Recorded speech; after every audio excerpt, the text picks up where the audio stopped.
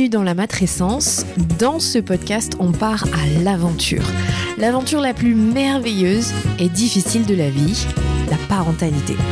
Laissez-vous embarquer au travers des épisodes qui explorent toutes les facettes, des plus complexes aux plus fun, du monde des parents. Apprenez, riez, pleurez, découvrez et débattez en écoutant la matrescence. Nous avons une mission, vous donner des clés pour vous accompagner à n'importe quelle phase de votre parentalité. Je suis Clémentine Sarlat, votre hôte depuis mars 2019 déjà. Je suis ultra curieuse, très enthousiaste, mais beaucoup trop bordélique. Je suis aussi maman de 3 petites filles qui m'aident à me remettre en question quotidiennement. Et dans une autre vie, j'ai été journaliste sportive à la télé et aujourd'hui, je vous aide à rayonner dans votre parentalité. Abonnez-vous pour ne rien rater. Allez, let's go!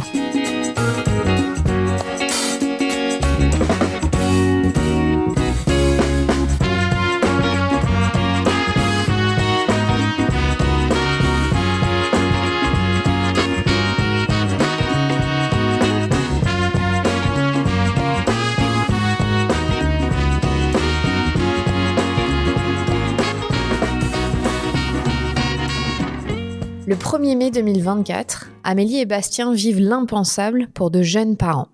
Leur deuxième fils Léo, atteint d'un cancer, décède à l'âge de 16 mois. Pendant 13 mois, Amélie s'est battue avec son mari pour accompagner Léo dans son parcours de soins. Entre ses doutes sur la santé de son bébé, les débuts de vie difficiles de Léo et son premier bébé, d'à peine 18 mois Tom, Amélie navigue à travers un postpartum difficile et rempli d'angoisse. Depuis quasiment le début, Amélie sait que quelque chose ne va pas avec Léo et pourtant, le corps médical mettra de longues semaines avant de répondre à ses doutes. Quand l'annonce du cancer leur tombe dessus, Amélie et Bastien mettent leur vie entre parenthèses. Grâce aux dons de collègues, mais aussi d'associations, ils peuvent de manière plus sereine se consacrer à la survie de leur bébé. Comment le couple traverse cette épreuve ? Comment est-ce qu'on inclut son premier bébé dans cette aventure médicale ? Comment on survit tout simplement à la perte de son enfant ? Amélie dégage une force incroyable et une capacité d'analyse très fine pour expliquer l'épreuve qu'elle vient juste de traverser. Chaque année, 2500 enfants meurent d'un cancer pédiatrique. Septembre en or est l'occasion pour nous, du côté de la matrescence, de leur rendre hommage. Je sais que cet épisode est difficile, qu'il pourra peut-être vous remuer, alors prenez toutes les précautions pour l'écouter. On y parle évidemment de deuil et de la mort d'un enfant. Je vous souhaite une très bonne écoute. Salut Amélie. Bonjour. Je suis vraiment très contente que tu m'aies écrit pour pouvoir venir témoigner aujourd'hui parce que on est au mois de septembre et c'est le mois de septembre qui est dédié au cancer pédiatrique. Tout à fait. On appelle ça le septembre en or. Oui. Je trouve un très joli nom pour parler de la maladie qui peut toucher les enfants aujourd'hui. Et parce que tu as été directement concernée, tu vas nous parler de tes 2 fils et notamment de Léo. Mais d'abord, j'aimerais bien que tu nous racontes un petit peu quand tu as voulu devenir mère. Est-ce que c'était quelque chose de facile ? Est-ce que tu l'as toujours envisagé ? Comment c'est arrivé le fait que tu accueilles ton premier petit garçon, Tom ? Alors, moi, je me suis mariée en 2019 avec mon mari, avec qui j'étais depuis un peu plus de 5 ans à l'époque. Le mariage était un peu, je suis assez traditionnelle dans ma vision du déroulé d'une vie. Et donc, une fois que je me suis mariée, j'ai voulu devenir mère, fonder ma famille avec Bastien, qui est mon mari. Et donc, on s'est lancé dans le projet bébé. Je suis quelqu'un qui maîtrise un petit peu tout le déroulé de ma vie. Et là, je m'étais dit, ça va venir quand j'aurais décidé que ça viendrait. Et puis, j'ai mis 1 année à tomber enceinte de Tom, donc mon premier petit garçon, que je voulais donc beaucoup. Pour moi, devenir mère, c'était vraiment l'accomplissement, de ma vie de femme. C'était vraiment un rôle que je voulais connaître. J'avais même un peu la frustration d'avoir attendu autant pour le devenir. Et Tom est arrivé donc en août, je suis tombée enceinte en août 2020. Et donc, j'ai accouché de Tom en mai 2021. T'es encore un tout petit garçon. Exactement. 5 ans, un jeune. Exactement. Et donc, quand tu deviens maman, en 2021, est-ce que c'est un énorme chamboulement ou est-ce que c'est une bulle d'amour ? Comment tu ressens ce moment-là ? Alors moi, ça a été une grosse bulle d'amour. J'ai une grossesse qui s'est très bien passée. Tom est arrivé en parfaite santé. Tout se passait très bien. Mon mari, lui, il a fait une dépression postpartum, mais version papa, ce dont je n'avais jamais entendu parler, parce que lui, il a pris plein fer le gros chamboulement dans la vie, le fait que on pouvait plus vivre de manière complètement spontanée, qu'on avait besoin d'organiser, prévoir comment faire avec un tout petit. Donc finalement, moi, ça a été vraiment... la grossesse, ça a été un cheminement vers un changement de vie. Et quand il est arrivé, ce changement de vie, je l'ai trouvé fabuleux. Je me suis vraiment accomplie là-dedans. J'étais très carriériste avant et je me suis trouvé une nouvelle raison d'être, entre guillemets, celle d'être maman. Et donc, tout a été remis en perspective, mais je crois dans les bonnes dimensions, quoi. Voilà. Et du coup, non, ça a été vraiment un très bel accomplissement pour moi, et donc à tel point que j'ai pas voulu reprendre de contraception. J'ai dit on enchaîne, j'en veux un autre vite, et je voulais plus revivre l'attente, tu vois, ce moment où tu te dis bon on veut un bébé et où t'attends que la nature fasse son travail, et j'avais trouvé ça hyper déstabilisant pour moi, pour notre couple, de rentrer dans cette attente-là. Donc je m'étais dit on laisse les portes ouvertes, maintenant on laisse faire la vie comme ça, voilà, on n'était pas pressés, et en même temps on n'avait pas cette espèce d'épée Damoclès de on l'a décidé, on veut que ça arrive, et voilà. Donc, je suis tombée enceinte de Léo en mars 2022. Donc, tu as eu très peu d'écart entre les deux. Ouais. Finalement, ils ont eu 19 mois d'écart. Je suis passée par là, je trouve que c'est intense, ces moments-là. Ça l'est, ouais. Donc, ça veut dire que tu étais encore en plein, dans un postpartum déjà de ton premier petit garçon. Ensuite, tu as eu ton deuxième. Quand tu vis ton premier postpartum, est-ce que tu rencontres quand même des difficultés ou pas du tout? Comment est-ce que tu te sens? Est-ce que tu te sens anxieuse? Est-ce que tu te sens épanouie? Alors, j'ai eu au tout début quelque chose que j'ai nommé bien plus tard, qui s'appelle les phobies d'impulsion, que je connaissais pas. Mais je l'ai eu très, très tôt. Genre, dans les 2 premières semaines de vie de Tom. Et j'ai un peu paniqué parce que je me souviens de ne même pas en avoir parlé à Bastien, en me disant, mais ça va pas d'avoir des pensées comme ça. Et plus tard, je l'ai nommé. J'ai eu ça. Et après, honnêtement, le reste, c'était assez fluide. Enfin, j'ai eu les mêmes galères que toutes les mamans, je pense. Mais c'était OK, quoi. Je me disais, c'est normal. J'étais tellement heureuse et tellement bien que c'est pas quelque chose qui m'a mise en difficulté. Puis pour le coup, vu que mon mari, assez rapidement, lui, allait pas bien du tout, j'avoue que je pense que je me disais un peu, bon, allez, faut tenir pour tout le monde, là. Et du coup, je me suis pas du tout... en tout cas, j'ai pas eu le sentiment de perdre pied. Alors, je te rappelle juste, les phobies d'impulsion, c'est ces pensées intrusives qu'on peut avoir où on se dit, là, si je prends mon bébé et que je le jette par la fenêtre, il peut mourir. Ou si je prends ma voiture et que je fonce dans un mur, c'est très déstabilisant parce qu'on a la sensation qu'on a envie de tuer notre bébé alors que ça n'a rien à voir. C'est ça. C'est juste notre cerveau qui est en train de processer ce qui est en train de se passer. Ça arrive très souvent, en fait, plus souvent qu'on ne le croit. Et on n'est pas une mauvaise mère si on a des phobies d'impulsion. Et c'est hyper naturel, en fait. C'est une prise de conscience de la responsabilité d'une vie. Et c'est le moment où on se rend compte que, effectivement, nos choix peuvent impliquer la survie de nos enfants. Enfin, voilà. C'est pour ça que notre cerveau, le temps qu'il processe ces informations, il projette les images. Et voilà, il fait des scénarios. C'est ça. Moi, je crois que j'avais des phobies où je jetais par l'escalier. Ça faisait... Voilà, moi aussi, tomber dans les escaliers. Ouais. Je pense que l'escalier, c'est un moment crucial. Les gens qui ont des escaliers chez eux. Ça m'intéresse que tu dises que tout de suite, vous avez su que ton mari avait une dépression postpartum, c'est-à-dire qu'il a été pris en charge, vous avez nommé les choses.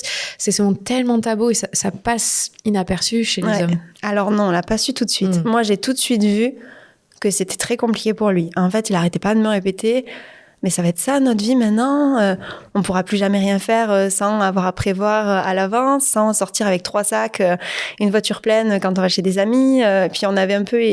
Tom, il faisait les cris du soir, tu sais, les petites décharges, là. Et du coup, ça, c'était source d'angoisse aussi quand même, parce que c'est un moment où tu perds un peu pied, où tu te dis, mais en fait, j'arrive pas à calmer mon enfant. Puis c'est systématique, donc tu sais, tu angoisses un peu du soir qui arrive. À 17h, tu commences à dire, bon, dans 1 heure, ça va partir dans tous les sens. Et en fait, je voyais que mon mari allait pas bien, qu'il faisait que me faire des remarques de ce style-là. Mais alors au début, je comprenais pas du tout. Et puis ça a vraiment créé entre nous des tensions parce que je disais, je comprends pas, quoi. On a attendu 1 an pour avoir Tom. Aujourd'hui, il est là, il va super bien. Qu'est-ce qui va pas? Et il me disait, mais tout, regarde, notre vie, c'est plus du tout la vie qu'on a eue jusqu'à maintenant. Moi, j'avais pas signé pour ça, je savais pas qu'un enfant, ça impliquait tout ça. Et donc, si tu veux, il y a eu un grand moment de flottement jusqu'à ce que je tombe enceinte de Léo, c'est-à-dire 9 mois après l'accouchement de Tom. Et où là, je lui ai dit, si on veut ce 2e enfant, il va falloir que tu te fasses aider. Parce qu'en fait, on va pas accueillir un deuxième enfant dans un contexte où toi, t'arrives pas à te remettre de l'arrivée du premier, quoi. Et donc là, il est allé voir quelqu'un qui l'a beaucoup accompagné. Et en fait, la parentalité, que ce soit chez les hommes ou chez les femmes, ça remet beaucoup de choses en perspective. Notre enfance, notre propre relation à nos parents, etc. Et donc, il a réglé tout ça de son côté. Et même, pour être honnête, on a commencé par un psy de couple. Qui rapidement a dit en fait, il n'y a pas de souci dans votre couple. Par contre, vous, monsieur, là, ça va mal, donc il faut que vous vous occupiez de vous et le reste suivra. Et du coup, Léo, ça a vraiment été une décision. C'est-à-dire que, oui, on n'avait pas repris de contraception et on s'est dit, cette grossesse-là, on l'accueillera, etc. Mais au moment où c'est arrivé, on a quand même pris le temps de se dire, est-ce que là, on est prêt par rapport à tout ce qu'on a traversé, par rapport à son état émotionnel. Et donc, on a fait le choix de garder Léo. Mais c'était vraiment un choix... réfléchi, quoi. Voilà. Donc Léo se niche dans ton ventre, tu as déjà Tom. Est-ce que toi tu continues de travailler? Comment tu envisages en même temps, parce que 2 enfants rapprochés, enchaînés, c'est pas évident. Alors oui, après Tom, j'ai repris le travail quasiment juste à la fin du congé maternité. Parce qu'aujourd'hui, je ne referai pas tout à fait de la même manière, mais à l'époque, voilà, j'avais un peu cette culpabilité. Je me disais, il faut vite que je retourne au travail, donc j'ai laissé Tom en crèche. Et quand je suis tombée enceinte de Léo, il se trouve que rapidement, on a voulu déménager, changer de ville, et on a perdu le mode de garde pour Tom. Donc il fallait qu'on trouve un nouveau mode de garde pour Tom et un futur mode de garde pour Léo. Et là, je me suis dit, en fait, on a commencé les démarches, les places en crèche dans le village où on allait, il y en a très peu par rapport au nombre de demandes, donc c'était forcément chez des nounous. Et là, on a vu le tarif pour 2 enfants et on s'est dit, en fait, ça vaut pas le coup. Parce qu'en plus, moi, j'avais un métier où je me déplaçais beaucoup. Donc, parfois, je prenais la navette Toulouse-Orly à 6h le matin et je prenais le retour le soir à 19h. À l'époque où j'avais que Tom et je le voyais pas de la journée et je me suis dit ça n'a aucun sens en fait. Je vais aller mettre les 3/4 de mon salaire dans un mode de garde pour 2 enfants pour finalement ne pas les voir. Voilà, donc j'ai décidé d'arrêter de travailler. Je me suis dit que je ferais une pause d'1 an. Léo était prévu pour la fin d'année 2022. Donc j'ai arrêté grosso modo pour mon congé mat de Léo en me disant en prévoyant de ne pas revenir. Ok, donc là, vous avez pris vos dispositions au final pour ce 2e enfant pour que ce soit plus en adéquation avec la façon dont vous viviez à ce moment-là. Donc, quand Léo naît, comment est-ce que ça se passe? Alors moi, mes 2 enfants, excusez-moi, mes 2 enfants ont été déclenchés. Okay. Toujours. Je sais pas pourquoi, je vais toujours trop loin dans la grossesse. Du coup, pour les 2, j'ai eu un déclenchement. Pour Léo, ça s'est donc passé comme ça, mais bien. C'est-à-dire que j'ai mes rendez-vous de fin de grossesse, puis ça vient pas tout seul. Donc, on décide de mettre en place, en général, je sais plus comment ça s'appelle, c'est des sortes de tampons qui permettent de déclencher d'ocytocine, voilà. Et du coup, Léo est arrivé comme ça. C'était programmé le 28 décembre, il me semble. On a commencé et il est né le 29. Ouais, c'est ça, parce que on a fait le processus de déclenchement le 28 à partir de l'après-midi et il est arrivé le 29 matin. Voilà, tout s'est très bien passé. Je me suis juste à un moment pas sentie très entendue au niveau de la maternité parce que, si tu veux, pour Tom, j'avais été déclenchée et moi, je fais partie de ces femmes qui, je dilate pas bien. Donc, en fait, entre le 1 et le 10, ça part d'un coup. C'est-à-dire, pendant longtemps, je reste à 1 et puis d'un coup, je passe de 1 à 10 en genre tu le dis là bien, 1 heure, quoi. C'est normal. Ah ouais, voilà. Donc pour Tom, je l'avais observé ça et j'avais du coup à 1, j'ai des grosses contractions, tu vois, ça me fait vraiment très mal.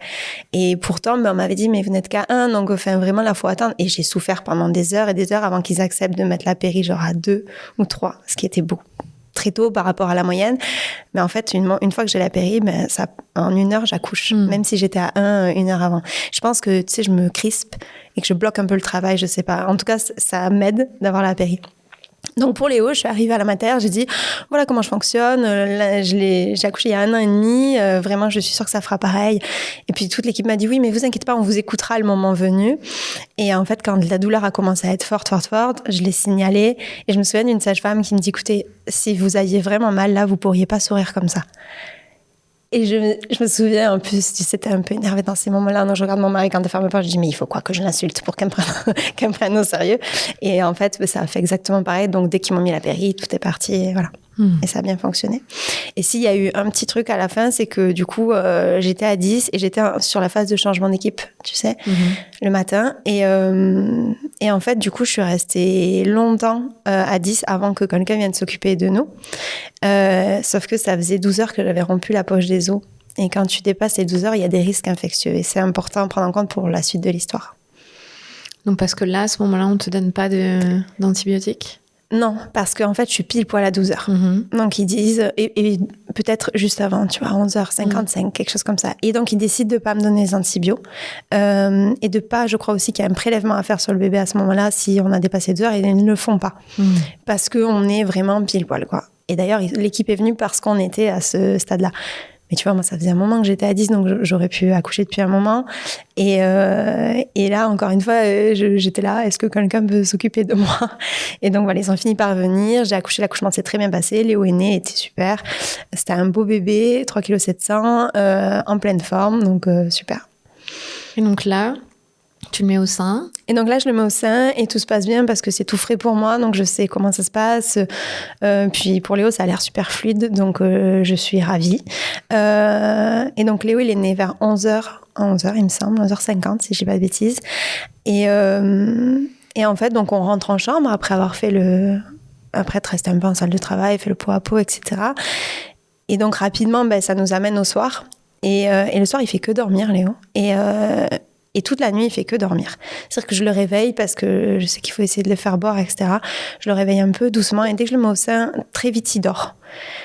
Et donc, pendant toute la nuit, tu sais, tu as quand même des visites régulières des équipes et je signale, je dis, j'ai du mal à le faire boire, je trouve qu'il dort beaucoup.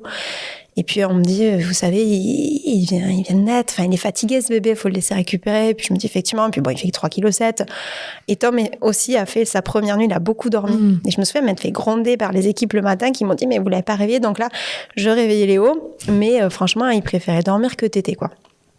Bon. Toute la nuit, on me dit que c'est pas très grave. Et puis, l'équipe du matin arrive et me dit, comment ça, il a pas bu de la nuit, c'est pas possible. Et je dis, en fait, je trouve surtout qu'il est, on dirait une poupée de chiffon, quoi. Je le trouvais très peu tonique, tu vois. Et là, elle décide de lui faire un dextrose, ça s'appelle, c'est une petite piqûre, voilà, au bout du doigt, comme on fait pour les diabétiques. Et on se rend compte qu'il a en hypoglycémie sévère. Donc là, elle me dit, bon, ça va pas être possible de poursuivre l'allaitement parce que de toute évidence, ça lui suffit pas. Moi, je dis, mais c'est pas que ça lui suffit pas, c'est qu'il n'a pas bu, en fait. Et elle me dit, écoutez, je pense que là, le combat, c'est pas votre allaitement. Et moi, en plus, tu sais, tu culpabilises, tu dis, mais non, enfin, évidemment que c'est pas le combat, mais c'est juste que je pense que c'est parce qu'il a pas bu qu'il est comme ça. Et donc, elle me demande d'introduire des biberons de lait pour les prémates, ce que je fais. Mais en fait, il n'en veut pas du tout. Et là, elle me met un ultimatum, je me souviens, elle me dit, bon, mais si à midi, il a pas bu au moins, je sais plus combien c'était, genre 70 ml de lait, il part en néonate. Donc moi, j'essaie de le faire boire comme je peux, mais il veut pas, en fait, donc je sais pas comment faire. Je me souviens, j'ai ma maman qui est puéricultrice qui est venue essayer de m'aider et elle n'y arrivait pas non plus. Et une puère, justement, qui vient nous voir à la mater et qui me dit, là, faut lui faire un DAL. Je sais pas ce que c'est qu'un DAL. Elle me dit, mais moi, j'ai pas le temps de vous faire ça. Donc, elle me montre vite fait comment on fait un DAL, mais tu vois, panique à bord. Et puis, genre, on était 10 minutes avant l'échéance de la néonate. Et puis, en fait, j'arrivais à le faire boire. Et à un moment, il boit un peu trop et il vomit tout. Donc là, elle me dit, allez, départ en néonate. Donc déjà, le sentiment d'échec absolu d'une maman qui est là, à essayer de se dépatouiller à faire boire un bébé qui a, de toute évidence, un souci. Et puis derrière, tu vois, tu pars en néonate et t'as l'impression que c'est ta faute parce qu'il a vomi et voilà. Bref. Donc on part en néonate et ils nous disent, en fait, il fait des hypoglycémies sévères à répétition, il faut qu'on comprenne pourquoi. Et c'est très dangereux pour son cerveau et c'est très dangereux pour son avenir parce que un bébé dont le cerveau n'est pas suffisamment alimenté en sucre notamment, ça peut avoir des conséquences lourdes. Donc là, ils le sondent. Et ils se rendent compte que la sonde ne suffit pas non plus. Donc il y a un problème métabolique qui fait qu'il ne fixe pas le sucre, que c'est pas juste une question d'ingérer du lait, quoi. Ton incompétence à toi. Voilà. J'aurais voulu te mettre sur les épaules. Du coup, on le sonde, ça ne suffit pas. Il le perfuse assez rapidement et là, ça va un peu mieux. On arrive à le stabiliser, mais il est sous perf, sous sonde. Et donc là, il commence les investigations. Sauf qu'on est le 30 décembre. Donc il manque la moitié des effectifs. Ils ont vachement de mal à le prélever. Mais ça, tous les parents qui ont un bébé en néonat le savent. C'est difficile le capital veineux d'un tout petit, c'est très compliqué. Et ils n'arrivent jamais à le perfuser. Déjà, là, psychologiquement, c'est un enfer. Moi, je me souviens, j'ai des tranchées à ce moment-là. Je me suis accouchée, en fait. Et je me souviens de la nuit en néonat où, genre, on a rien. On est dans une salle où il y a juste, tu sais, la petite couveuse, là, pour les bébés prémat. Léo dedans. Et Léo qui supporte pas de rester comme ça, donc il faut bercer. Et en fait, il se calme que quand il est à mon contact. Sauf que moi, déjà, je suis en train de me vider de mon sang puisque je viens juste d'accoucher. Et puis, j'ai des tranchées de dingue parce que c'est mon deuxième, tu connais sûrement. Et du coup, la nuit de l'enfer, à me dire qu'est-ce qu'on fout là, qu'est-ce qui se passe. Je suis passée d'un bébé qui buvait pas. Moi, je me dis, mais enfin, peut-être que si on arrive à l'alimenter, ça va aller. Et puis en même temps, on me dit, ça peut être tout et rien. Ça peut être juste un problème de démarrage ou alors quelque chose de beaucoup plus grave. Il faut qu'on investigue, etc. Et là, ils font tout plein de prélèvements. Et ils nous disent, bon, on a lancé plein de recherches. On va éliminer les pistes au fur et à mesure. Et on nous parle beaucoup de maladies métaboliques rares, c'est-à-dire au niveau des glandes surrénales ou au niveau de l'hypophyse, justement. Et donc, moi, je dis, mais c'est quoi les conséquences pour sa vie ? Enfin, qu'est-ce que ça veut dire, ces maladies-là ? Ils nous en disent pas trop. Ils nous disent, c'est des pistes sur lesquelles on part, mais on va pas s'inquiéter plus que de raison maintenant. On va voir ce qu'il en est et on vous expliquera le cas échéant, quoi. Et je demande quand même ce que ça implique pour leur vie, pour sa vie. Et ils me disent, au pire, ce sera un traitement à vie, mais il peut avoir une vie normale. Donc moi, ça me va en fait. À ce stade, je me dis, ok, bon, ça ne met pas sa vie en jeu, donc ça va. Et donc on survit comme ça, là en néonat, où on reste pendant 15 jours. On nous annonce que ce sera long au niveau des résultats d'analyse, parce que justement, il y a des labos qui sont fermés, on est en pleine période de fête, enfin, c'est l'ébullition. Donc, on reste en néonat parce que de toute façon, Léo ne se nourrit pas autrement que par la sonde et par la perf. Et moi, je tire mon lait. Parce que je me dis, on sait jamais. On sait jamais si ça rentre dans l'ordre et qu'à un moment, il peut reprendre le sein. Ça lui fera tellement de bien d'avoir du lait maternel. Donc, je rentre dans un truc où ma seule mission, parce que c'est la seule chose que je peux faire, c'est de tirer mon lait. Donc, je lance l'allaitement avec un tire-lait. Ce que je pensais même pas possible, tu vois. Je me vois encore tirer mon colostrum, du coup, il lui mettait dans la sonde, en fait. Donc, c'était top parce que je le perdais pas. Et voilà, je rentre dans ce truc-là et on reste 10 jours d'abord en néonatologie. Et en fait, au bout de 10 jours, d'un coup, il a en pleine nuit, du coup, il était scopé toute la nuit, il avait des électrodes, etc. Et en pleine nuit, mon mari me dit, il a le cœur qui bat beaucoup trop fort. Puis je dis, mais non, mais qu'est-ce que tu me racontes ? Il est scopé, elles ont les écrans dans leur chambre, il n'y a pas de sujet. S'il y avait un problème, elles viendraient. Il me dit, je te jure, je regarde depuis tout à l'heure, ça fait que monter, il est quasiment à 200 de battements par minute, ça va pas. Et du coup, on appelle, nous, les infirmières qui viennent, qui se rendent compte qu'il est presque à 40 de température, ce qui est énorme pour un nouveau-né. Et en fait, il est en train de faire une septicémie à ce moment-là. Et donc là, on nous dit tout de suite qu'on prend en charge très rapidement, que c'est grave, qu'il y a 30% de risque de décès, etc. Donc là, tu sais, t'es pas là pour ça, quoi. Tu te dis, non, mais comment il peut nous arriver ça maintenant ? Et donc, on m'expliquera plus tard que c'était très probablement une infection materno-fétale. Donc, ça venait d'une pyélonéphrite. Et la pyélonéphrite avait sûrement été induite par le délai entre la poche des os qui était... Voilà, la rupture de la poche des os et l'accouchement. Alors, bon, tout ça sera remis en question par d'autres médecins plus tard parce qu'on me dit 10 jours, c'est quand même long pour déclencher une septicémie sur une infection materno-fétale. Bref, ça fera partie des nombreuses choses sur lesquelles j'aurais pas de réponse, en fait. Ce que je sais juste, c'est que ce soir-là, si Bastien n'avait pas alerté l'équipe, en fait, on perdait encore du temps. Et en fait, à partir de ce jour-là, on a commencé à se dire qu'on avait un rôle clé dans la survie de Léo. Et ça a été une pression monstrueuse parce qu'on s'est dit, en fait, nous, on se sentait un peu protégés, tu vois, d'être là en néonat. Et là, on s'est rendu compte, bon, les infirmières nous disent, on aurait fini par se rendre compte, mais tu vois, t'as ce truc de se dire, ouais, là, c'est quand même nous qui avons alerté. Et c'était une septicémie, c'est pas rien, donc voilà. Beaucoup de pression sur les épaules. Ils arrivent à traiter la septicémie, ça se passe bien, et Léo se met à reboire. Entre-temps, on a un retour de Paris qui nous dit les échantillons de sang de Léo ont été perdus. Donc, on n'aura pas les résultats d'analyse. Mais les médecins de Toulouse nous disent, écoutez, là, les maladies qu'on soupçonnait, si Léo les avait, sans traitement, aujourd'hui, il irait mal. Donc, ça peut pas être ça. Ça peut pas être les maladies métaboliques auxquelles on pensait. Donc Léo, on arrive à le mettre au sein, on arrive à enlever la perf progressivement, à enlever la sonde et il commence à se nourrir normalement. On soigne la septicémie et donc là, les médecins nous disent, écoutez, c'est un problème de démarrage, ça arrive. Donc là, Léo, il peut rentrer à la maison. Vous pouvez rentrer à la maison parce qu'entre-temps, nous, on avait Tom qui avait 1 an et demi, qui était chez mes parents alors qu'on voyait à peu près 1 jour sur 2. Mais tu vois, il est tout petit, son frère arrive, il ne nous voit plus. Donc nous, on n'a qu'une hâte, en fait, c'est de rentrer à la maison. Et en même temps, pas à n'importe quel prix. Mais à ce moment-là, les médecins nous disent, voilà, là, Léo va bien, de toute évidence. Problème de démarrage, la septicémie l'a beaucoup fatigué. Donc attention, on est début janvier. On va traverser encore 3 mois d'hiver avec plein de virus, etc. Donc, s'il vous plaît, vous restez chez vous. Vous fonctionnez un peu comme pendant le confinement. Et puis, vous présenterez Léo aux familles, tout ça, qu'à partir du printemps, quoi. Donc, nous, on rentre, super content, avec Léo qui, effectivement, là, a tout d'un bébé normal, boit normalement, grossit bien, a les interactions que tu peux attendre à cet âge-là. Donc, voilà, on rentre à la maison plutôt serein et en même temps bien secoué par tout ce qui vient de se passer. Et on entame une vie normale où on se retrouve tous les 4. Bastien bénéficiait d'un congé paternité de 1 mois, donc c'était chouette, on pouvait en profiter encore un peu.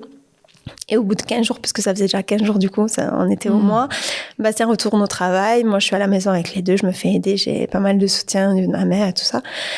Et puis assez rapidement, je trouve que les yeux de Léo, ils ont un mouvement bizarre. En fait, tu sais, tu les mets par terre ou sur un transat quand tu les as pas dans les bras. Et quand j'étais au-dessus de lui, c'est-à-dire assez souvent quand même, tu es souvent plus haute que lui, et ben j'avais l'impression que quand il voulait me regarder, en haut, ses yeux étaient tirés vers le bas. Puis la première fois que j'ai vu ça, c'était vraiment très léger. Et je l'ai revu assez rapidement. Et plus le temps passait, quand j'ai eu le temps, c'est quelques jours, hein, mais plus je trouvais que c'était longtemps et fort que ses yeux, cette espèce de rebond. Donc j'ai filmé et je suis allée voir sa pédiatre à qui j'ai montré ça, qui m'a dit... il est tout petit, Léo, il a 1 mois et demi, 2 mois. Là, ses yeux sont pas fixés, on peut pas en tirer des conclusions, voilà.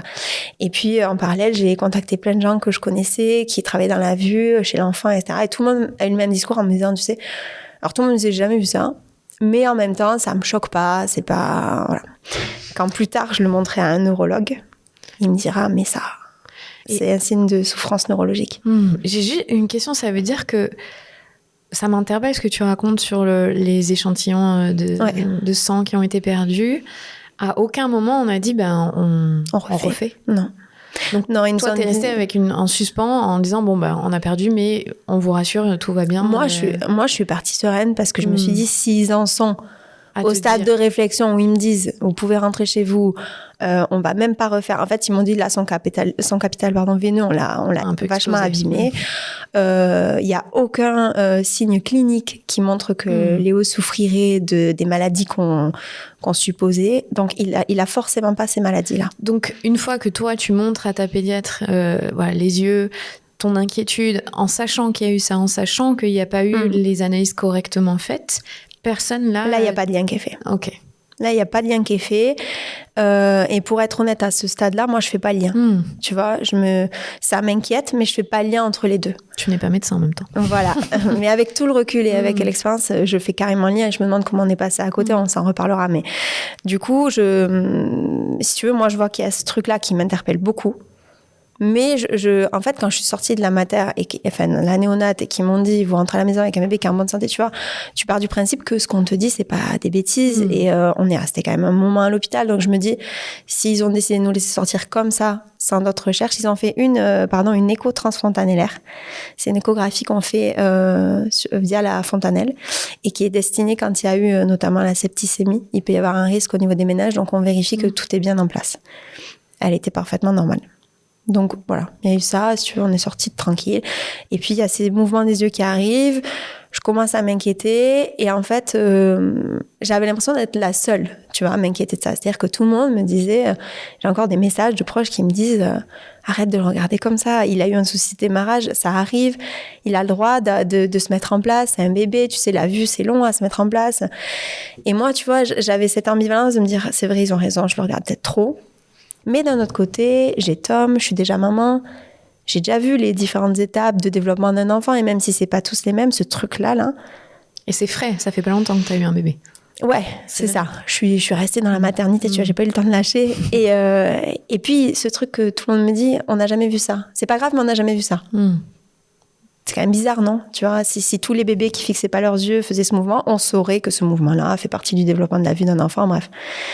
Donc, je commence à rentrer dans une espèce de psychose, moi, là, entre ces 2 et ces 3 mois, où je me dis, il y a un problème et où ça me rend dingue de pas arriver à le comprendre. Donc, je commence à beaucoup me renseigner, à essayer de trouver des éléments de réponse.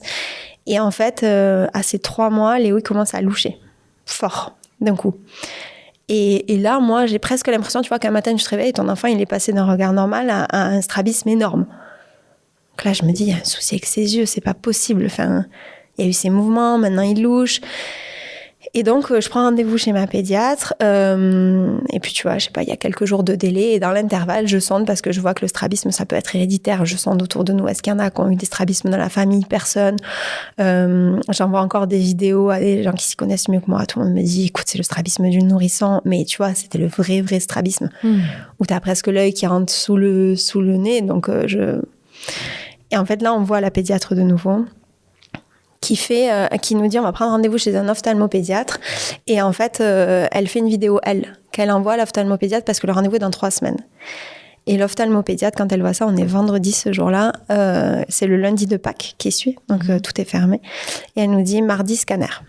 La pédiatre nous rassure en nous disant c'est ce qu'on appelle un examen d'élimination, c'est-à-dire que on va aller éliminer des hypothèses peu probables mais qui seraient quand même inquiétantes, voilà, donc on préfère les éliminer. Donc, si tu veux, nous, on se dit, c'est le début de l'investigation, on va aller éliminer des hypothèses, mais franchement, je sais qu'il y a un problème, mais j'imagine jamais un truc gravissime. Tu vois, je me dis, il y a un truc, j'avais lu des syndromes qui pouvaient provoquer ça, différentes choses, mais pas des choses qui remettaient la vie de mon bébé en question. Et enfin, t'es écoutée. Et en fait, je suis pas écoutée. Là, on est face à un bébé qui présente de toute évidence. Tu vois, c'est même pas moi qu'on écoute. Là, c'est l'effet. C'est lui, ouais. C'est le symptôme, quoi.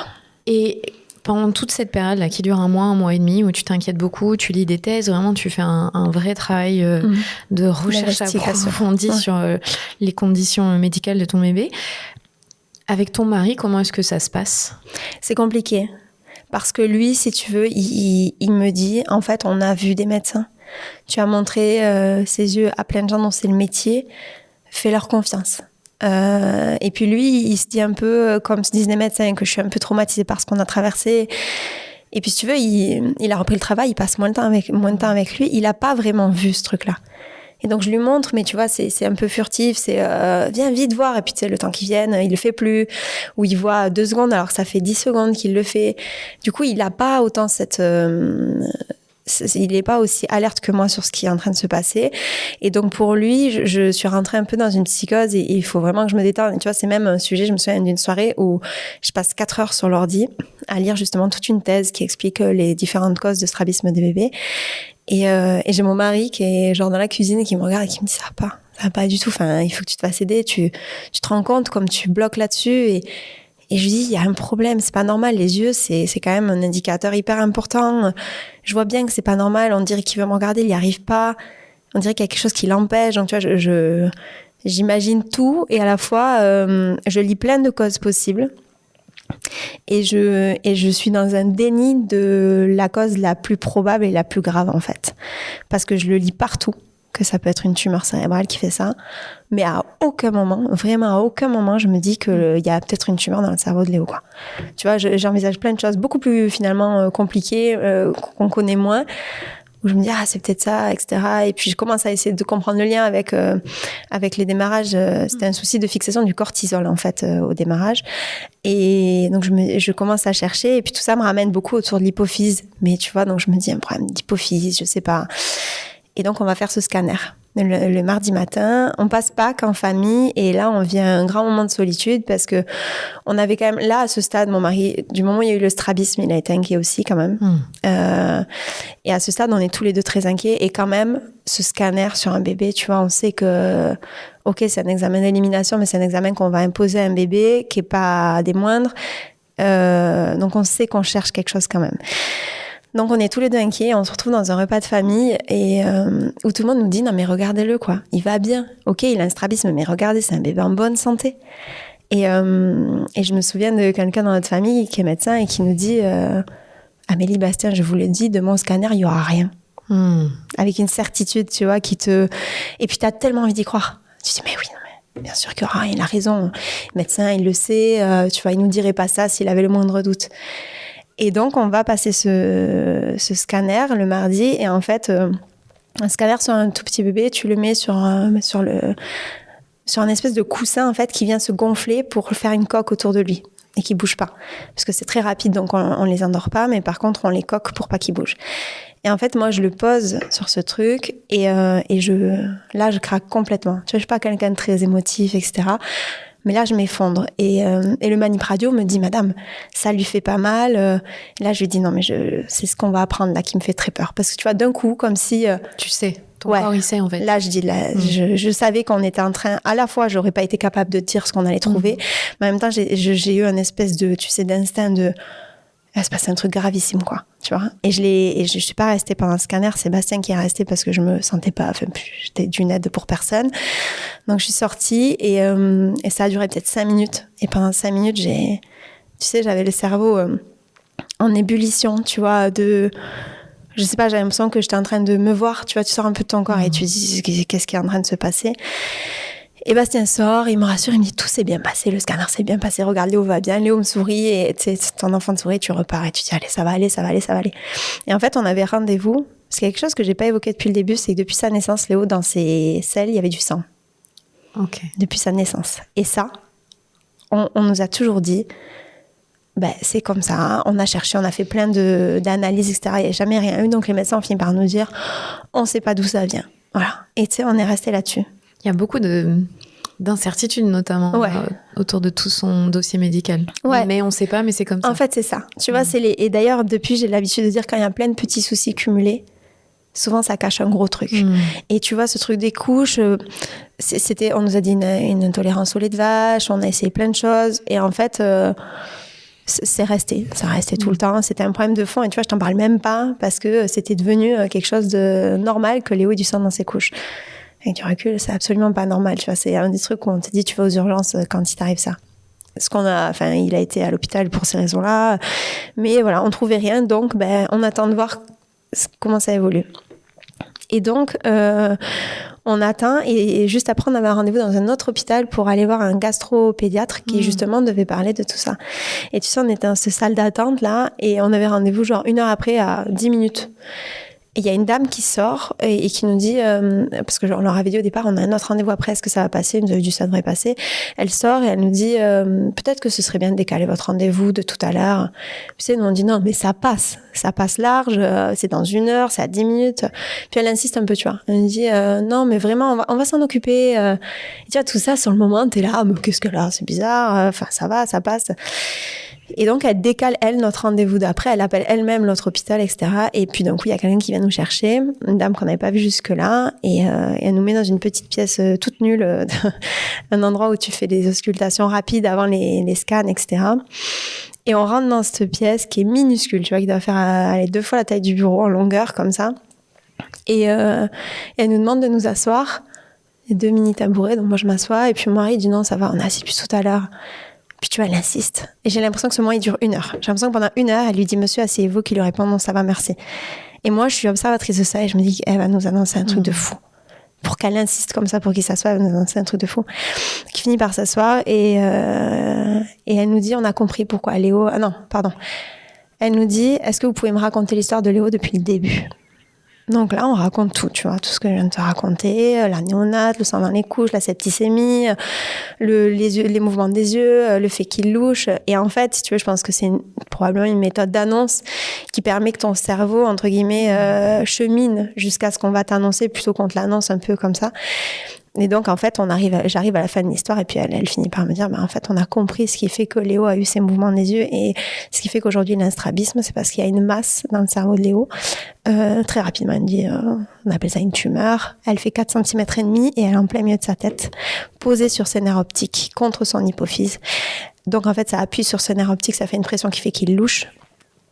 Et elle nous dit, normalement, à ce stade, on peut pas dire si c'est bénin ou malin.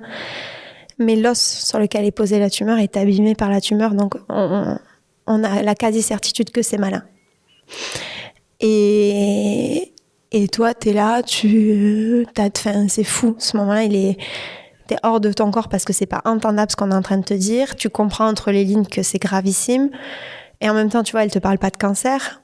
Elle te parle pas de pronostic vital à ce stade. Donc elle nous dit, il va falloir aller vite. Aujourd'hui, vous allez vous laisser porter par le process. On va vous amener, voir les spécialistes qu'il faut voir. Et on en saura plus ce soir. Et en fait, tu as cette info-là et tu sors. Et c'est dans les couloirs de l'hôpital avec ton bébé. Et tu te dis, il se passe quoi maintenant ? Enfin, on fait quoi là ? Tu vois, et je me souviens, j'allatais Léo et donc je sors et je l'allaite parce qu'il avait faim. Et il y a une dame, t'es au milieu de monsieur et madame tout le monde, tu vois, qui vient pour faire sa radio du pied parce qu'elle tombe dans ses escaliers, qui vient pour une bronchio, qui vient pour... Et t'as l'impression que, tu sais, comme si toi, t'étais figé et que tout le monde continue. Et ce sentiment, on va l'avoir très longtemps, que ton monde entier s'est arrêté, mais que tout continue autour de toi comme si de rien n'était. Et je me souviens allaiter Léo dans les couloirs de l'hôpital et qu'une dame passe et me dit, vous êtes en train de vivre les plus beaux moments de votre vie. Tu vois, parce qu'elle me voit allaiter. Et en soi, c'est hyper bienveillant. Je partage complètement quand l'allaitement est normal. Mais tu vois, toi, t'es là. Mais si elle savait. Si elle savait. Tu vois, moi, je tiens la tête de mon bébé et je me dis qu'au milieu de sa tête, là, il y a une tumeur de 4 cm et demi et que je sais pas ce qu'on va faire de ça. Et puis, très rapidement aussi, l'oncologue nous a dit que c'était pas opérable. Donc, si tu veux, t'as l'impression qu'en fait, tu sors de ce rendez-vous avec un dessin de tous les problèmes, mais aucune solution. Quand on vous annonce cette masse qui est présente, qu'on vient de découvrir, il est avec toi, Léo, sur toi ? Non. Vous lui parlez ? Non, pendant l'annonce, ils nous ont... Justement, il y a une oxy qui est venue s'occuper de lui. D'accord. Ça aussi, ça fait partie des choses qui m'ont fait comprendre qu'il allait y avoir des annonces pas terribles.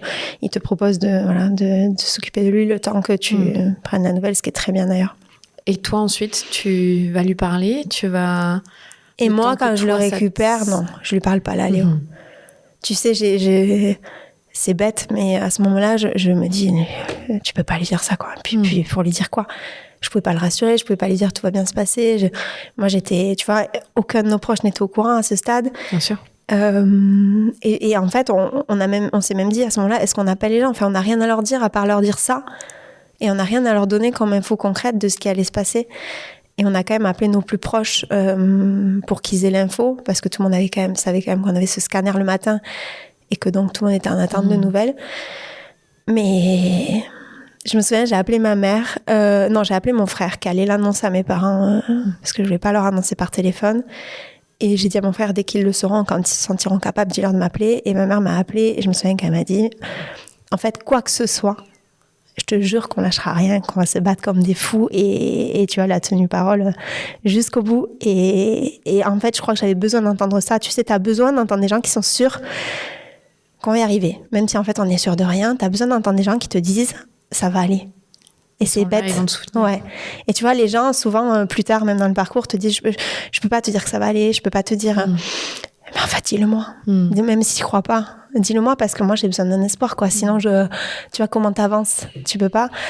Et donc après, les rendez-vous sont enchaînés, neurochirurgien, etc. Donc là, on est le 11 avril 2023. Là, on est le 11 avril, ouais. Ta vie change, la vie de ta famille. Tout s'arrête. Une trajectoire complètement différente de tes 2 enfants. C'est ça. Parce qu'il y a aussi Tom dans cette histoire. À partir de ce moment-là, toute ta vie, tu la passes à l'intérieur de l'hôpital, c'est des soins. Comment est-ce que ça s'enchaîne ? Alors là, on a une grosse période d'hospitalisation, déjà parce que Léo, il a besoin de soins. En 2-3 jours, il a une chambre implantable qui est posée. Et en fait, on nous dit il faut faire une biopsie. Donc déjà, la biopsie, elle est hyper délicate. Il a 3 mois, il est tout petit. La tumeur, elle est située, si on faisait une croix au milieu de la tête, elle est en plein milieu. Donc en fait, il faut passer par des zones super délicates pour y arriver. C'est ce qu'on appelle les opérations à ciel ouvert, qui sont déjà très délicates sur un adulte, mais alors sur un nourrisson, c'est encore pire. Le risque d'avoir des conséquences sur le long terme, il est hyper lourd. Mais on nous dit, sans cette biopsie, on ne pourra rien faire. Donc il faut la faire, il faut y aller. Donc, je me souviens, on voit le neurochirurgien qui est un très bon neurochirurgien de Toulouse et qui nous a répété pendant 1 heure la même phrase. Il nous a dit, il est tout petit. Donc, à chaque question qu'on lui posait, il nous répondait, il est tout petit. tu vois. Même lui, tu sentais que ça le... Lui, il nous a dit, il est tout petit. Tu vois, tu lui dis, ça va bien se passer, il est tout petit. Bon, ok. Et donc, on a fait cette biopsie qui s'est bien passée. Mais déjà, rien que ça, c'est super traumatisant parce qu'en fait, moi, on m'avait annoncé une petite cicatrice d'1 centimètre ici sur la tête. Donc, bon, je me prépare à ça. Je m'étais dit, ça va aller. Et puis, il m'avait dit, il sortira avec j'ai perdu le nom, mais c'est, tu sais, un gros bandage autour de la tête qui vient compresser pour éviter les œdèmes. Donc, il est sorti avec ça. Et en fait, on va en réa, parce que c'est le process après une opération comme ça. Tu passes un petit peu de temps en réanimation. Ce qui est déjà, je dis toujours, c'est l'enfer sur Terre, la réa. Enfin, c'est l'endroit où la réa pédiatrique, c'est juste l'endroit où tu n'as jamais envie d'aller de ta vie, quoi. Et donc, on est là. Et Léo, il va bien, tu vois, assez rapidement, il se réveille bien. Je sens qu'il est alerte, qu'on arrive à avoir des interactions. Donc, je suis assez rassurée sur son état. Et à un moment, tu sais, il bouge pas mal et tout ça le lendemain de l'opération. Et en fait, son petit bandage, il recule un peu et je vois une cicatrice ici. Puis je dis, c'est marrant, ils n'ont pas du tout ouvert là où ils avaient dit. Et puis, il bouge beaucoup. Donc, au bout d'un moment, je vois une cicatrice ici. Et je dis, c'est marrant, ils ont ouvert à 2 endroits. Et mon mari, il me dit, je crois que c'est ouvert comme ça, en fait, Amélie. Puis je dis, mais non, ils m'ont parlé d'un truc de 2 centimètres. Et en fait, tu vois, il m'avait pas dit, le neurochirurgien, qu'il n'avait pas du tout fait l'incision qu'il avait prévue et qu'effectivement, Léo, il était ouvert comme ça, quoi. Donc, pour ceux qui nous écoutent, c'est vraiment, ça part du front jusqu'au... Ouais, c'est 29 points de suture sur la tête d'un bébé. L'oreille. Exactement. Ça fait vraiment... c'est un arc de cercle. Juste derrière l'implantation des cheveux, sauf qu'à ce moment-là, il n'a pas de cheveux. Et c'est tout le long, derrière l'oreille et jusqu'au front. Donc, c'est énorme, quoi. Enfin, ça n'a rien à voir avec les 2 centimètres qu'on m'avait décrit. C'est un premier choc. C'est un énorme choc. Tu vois, parce qu'à ce stade, l'aspect de ton enfant compte beaucoup. Bien sûr. Tu vois. Plus tard, ça change, mais à ce moment-là, tu te dis, non, mais qu'est-ce qu'on lui a fait, quoi. On me l'a défiguré, et puis alors, ça gonfle énormément. Il y a un moment, il a les yeux tellement gonflés qu'il y voit plus. Et tu sais, on te dit, ça va se remettre, ne vous inquiétez pas, mais toi, t'es à l'instant T, tu viens d'encaisser que ton enfant avait une tumeur inopérable, qui était probablement maligne. On lui fait cette biopsie, il sort, il est défiguré, Et tu te dis, ça s'arrête quand le cauchemar, en fait, tu vois. N'était qu'au début. Et donc, ça, c'est quelques jours après. Et puis, on nous dit, mais il y a 10 jours de délai avant les résultats de la biopsie. Sauf que là, on ne peut pas attendre 10 jours. L'oncologue, elle nous dit, on ne peut pas attendre 10 jours sans traitement. C'est trop dangereux pour Léo. Donc, on va attaquer une chimiothérapie, ce qu'on appelle une chimio un peu générique. On sait que, parce qu'on avait une première idée de la typologie de la tumeur. C'est une tumeur qui s'appelle de type embryonnaire. C'est une certaine catégorie de tumeurs. Et donc, on sait qu'il y a des chimios qui fonctionnent plus sur celle-ci que sur d'autres. Donc, elle nous dit, on attaque avec cette chimio-là, dès là. Tu vois, c'était le mardi, le vendredi, il est sous chimio, quoi. Et donc, on commence cette chimio. Moi, je me dis, mais on peut pas faire une chimio sur un bébé. Enfin, tu sais, la chimio, pour moi, c'est le truc qu'on faisait aux papis, mamies qui avaient des cancers. Enfin, j'imaginais pas ce traitement-là sur un bébé. Je me dis, ça va le tuer. Et puis, l'oncologue, je me souviens, elle me dit, vous savez, est-ce que vous vous souvenez quand vous preniez des cuites et que vous aviez 20 ans ? Oui. Elle me dit, vous récupériez bien, vous pouvez ressortir le lendemain, etc. Et elle me dit, maintenant, à 30 ans, c'est un peu plus difficile. J'ai effectivement. Et elle me dit, en fait, c'est pareil. C'est que vos organes ont une capacité à drainer qui est très bonne quand vous êtes petit et qui, en vieillissant, est moins efficace. Donc, elle me dit, les bébés, souvent, tolèrent bien mieux la chimiothérapie que les adultes, finalement. Donc, on verra comment ça se passe, mais ça peut bien se passer. Qu'elle me rassure et effectivement la première chimio se passe et Léo il va super bien. Et en l'espace d'1 semaine, Léo ses yeux se remettent, il arrête de loucher. Donc on se dit il y a forcément un impact sur la tumeur qui a peut-être rétréci, c'est ça qui a rétréci puisque la pression sur les nerfs optiques n'est plus celle qu'elle était a priori. Et donc ça se passe et tu vois, on a un petit regain d'espoir. Tu te dis, il nous avait dit qu'on vraiment on n'était pas sûr que la chimio fonctionne et a priori elle a l'air de fonctionner. Bon, et en fait, entre-temps, on rencontre les parents dans le couloir, parce que là, on est hospitalisé en continu à l'hôpital des enfants de Toulouse, et on rencontre d'autres parents qui ont des enfants hospitalisés pour des cancers, et qui nous disent, vous verrez, là, c'est compliqué parce que c'est le flou du démarrage et que vous n'avez pas de feuille de route. Mais vous savez, les cancers pédiatriques, c'est 85% de guérison. On a beaucoup avancé. Et puis, quand vous aurez les résultats de la biopsie, on va vous donner un protocole de traitement et vous saurez où vous allez. Donc, même si c'est long, vous saurez où vous allez, il y aura des étapes, etc. Donc, tu vois, on s'accroche à ça. Et je me souviens, on arrive à retrouver un peu de joie de vivre, on fait rire Léo, on arrive, nous, et je me souviens même d'une maman qui me dit, je sais pas, enfin, vous venez juste de l'apprendre et ça a l'air d'aller, quoi. Et tu sais, on s'accroche au truc, on dit, mais oui, ça va aller. Parce que, tu vois, c'était dramatique au démarrage, mais les nouvelles étaient plutôt dans le bon sens à ce stade. Et en fait, on a les résultats de la biopsie qui arrivent. Donc, non, limite, tu vois, tu vas à ce rendez-vous content de te dire, bon, on va enfin savoir et avancer. Et en fait, on arrive au rendez-vous et les oncologues, ils nous sortent une feuille blanche et ils nous font un dessin. Tac, tac, 2 yeux, les nerfs optiques, tac, une grosse masse au milieu. Et ils me disent, ça, en fait, donc c'est la tumeur de Léo, là, c'est ses yeux. Et ce qu'on a trouvé dans cette tumeur, c'est la trace de ce qu'on appelle un rétinoblastome. Un rétinoblastome, c'est un cancer des rétines. C'est un cancer qui se soigne très bien en France. 99% de guérison. Mieux traité de tous les cancers pédiatriques. Super. Sauf que cette tumeur-là, elle n'a rien à faire là. Elle n'a rien à faire au milieu de sa tête. Elle doit être sur ses yeux. Et donc là, le fait qu'elle soit là, ça change tout. Parce qu'on ne peut pas du tout faire les traitements qu'on fait sur des yeux. Puis surtout, on n'a jamais vu ça. Donc on va contacter Paris déjà. Enfin, ils avaient déjà contacté Paris. On va contacter New York et Toronto, où il y a des centres spécialisés dans la tumeur cérébrale et spécialisés dans les rétinoblastomes. Et puis à nous tous, on va essayer de comprendre ce qui se passe chez Léo et pourquoi ça se passe comme ça. Et les examens partent à Paris, et là, on retrouve 5 tumeurs sur les yeux de Léo. Et là, ils disent, OK, c'est donc ce qu'on appelle un rétinoblastome trilatéral, avec une atteinte oculaire d'un côté, de l'autre côté, et au cerveau. Ce qui est rare ici, mais surtout, c'est jamais placé là. C'est toujours placé sur la glande pinéale, c'est une autre zone du cerveau. Mais bon, ils nous disent que ça ne change pas grand-chose au problème. Dans tous les cas, c'est grave, parce que le fait qu'il y ait une atteinte cérébrale, c'est un organe noble qui est touché, et donc ça complexifie tout le traitement, quoi. Et donc là, on rentre dans un truc où tous ces médecins-là vont élaborer un traitement spécifique pour Léo, en nous disant, voilà ce qu'on va faire, tac, tac, tac, tac, tac, tu vois, on doit être en mai, et la fin du traitement est annoncée pour mars prochain. Donc presque une année de traitement. Par contre, il n'y aura qu'une chance. C'est-à-dire que si ça ne fonctionne pas, on n'y arrivera pas. Et puis, si entre-temps, on va faire des ponctions lombaires, notamment, s'il y a une ponction lombaire qui revient positive avec des traces de cellules tumorales dedans, cellules cancéreuses, alors on arrêtera tous les traitements parce que ça voudrait dire que le cancer va trop vite. Donc tu rentres dans un truc où toutes les 3 semaines, tu as une chimiothérapie qui se fait sur Paris, qui se fait pas sur Toulouse, avec un traitement laser au niveau des yeux pour enlever les tumeurs au niveau des yeux. Et tu vois, il faut jongler avec ça, les hospitalisations sur Toulouse. Et puis Tom qui est beaucoup chez mes parents et qui comprend rien, quoi. Parce qu'on lui explique que Léo est malade, mais tu vois, jusqu'à maintenant, quand on disait à Tom qu'il était malade, c'est parce qu'il avait un rhume. Donc c'est quoi cette maladie? Donc tu lui expliques un petit peu la différence entre une maladie grave et puis une maladie bénigne qui peut avoir lieu au quotidien, mais on le voit très peu. Au début, c'est moi j'allaite encore, j'allaitais 15 mois Léo, donc je suis restée beaucoup auprès de lui. Du moment où il a eu sa première opération, il n'a plus voulu prendre le sein, il était trop fatigué, donc j'ai tiré mon lait, j'ai fait un tir allaitement pendant 15 mois.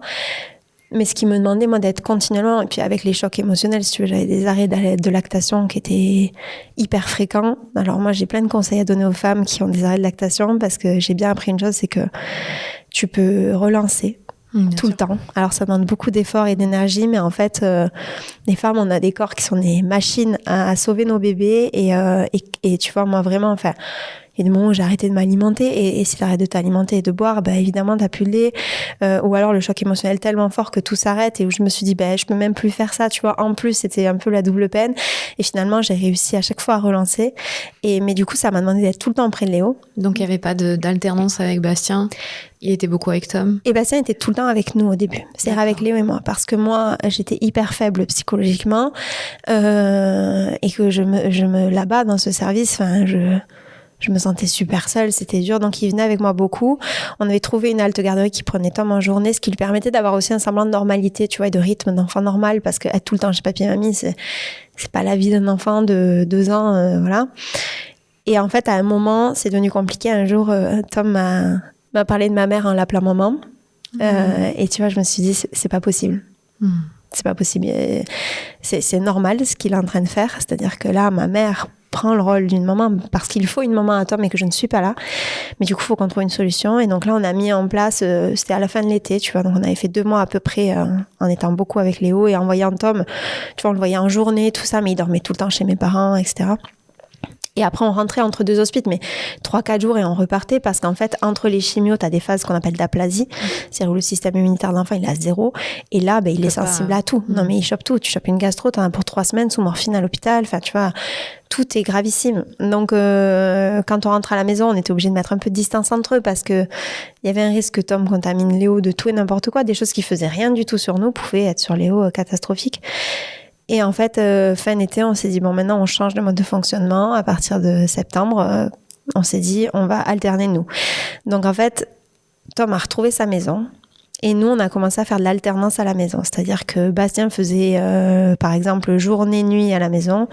Puis je rentrais, je faisais journée-nuit à la maison, etc. Et on faisait comme ça. Et donc là, on a sauvé notre famille. On a fait du mal à notre couple. Parce que par contre, tu te croises et puis tu te croises dans des états. Enfin, je dis toujours que je connais pas beaucoup de couples qui seraient pas. Enfin, j'en connais 0.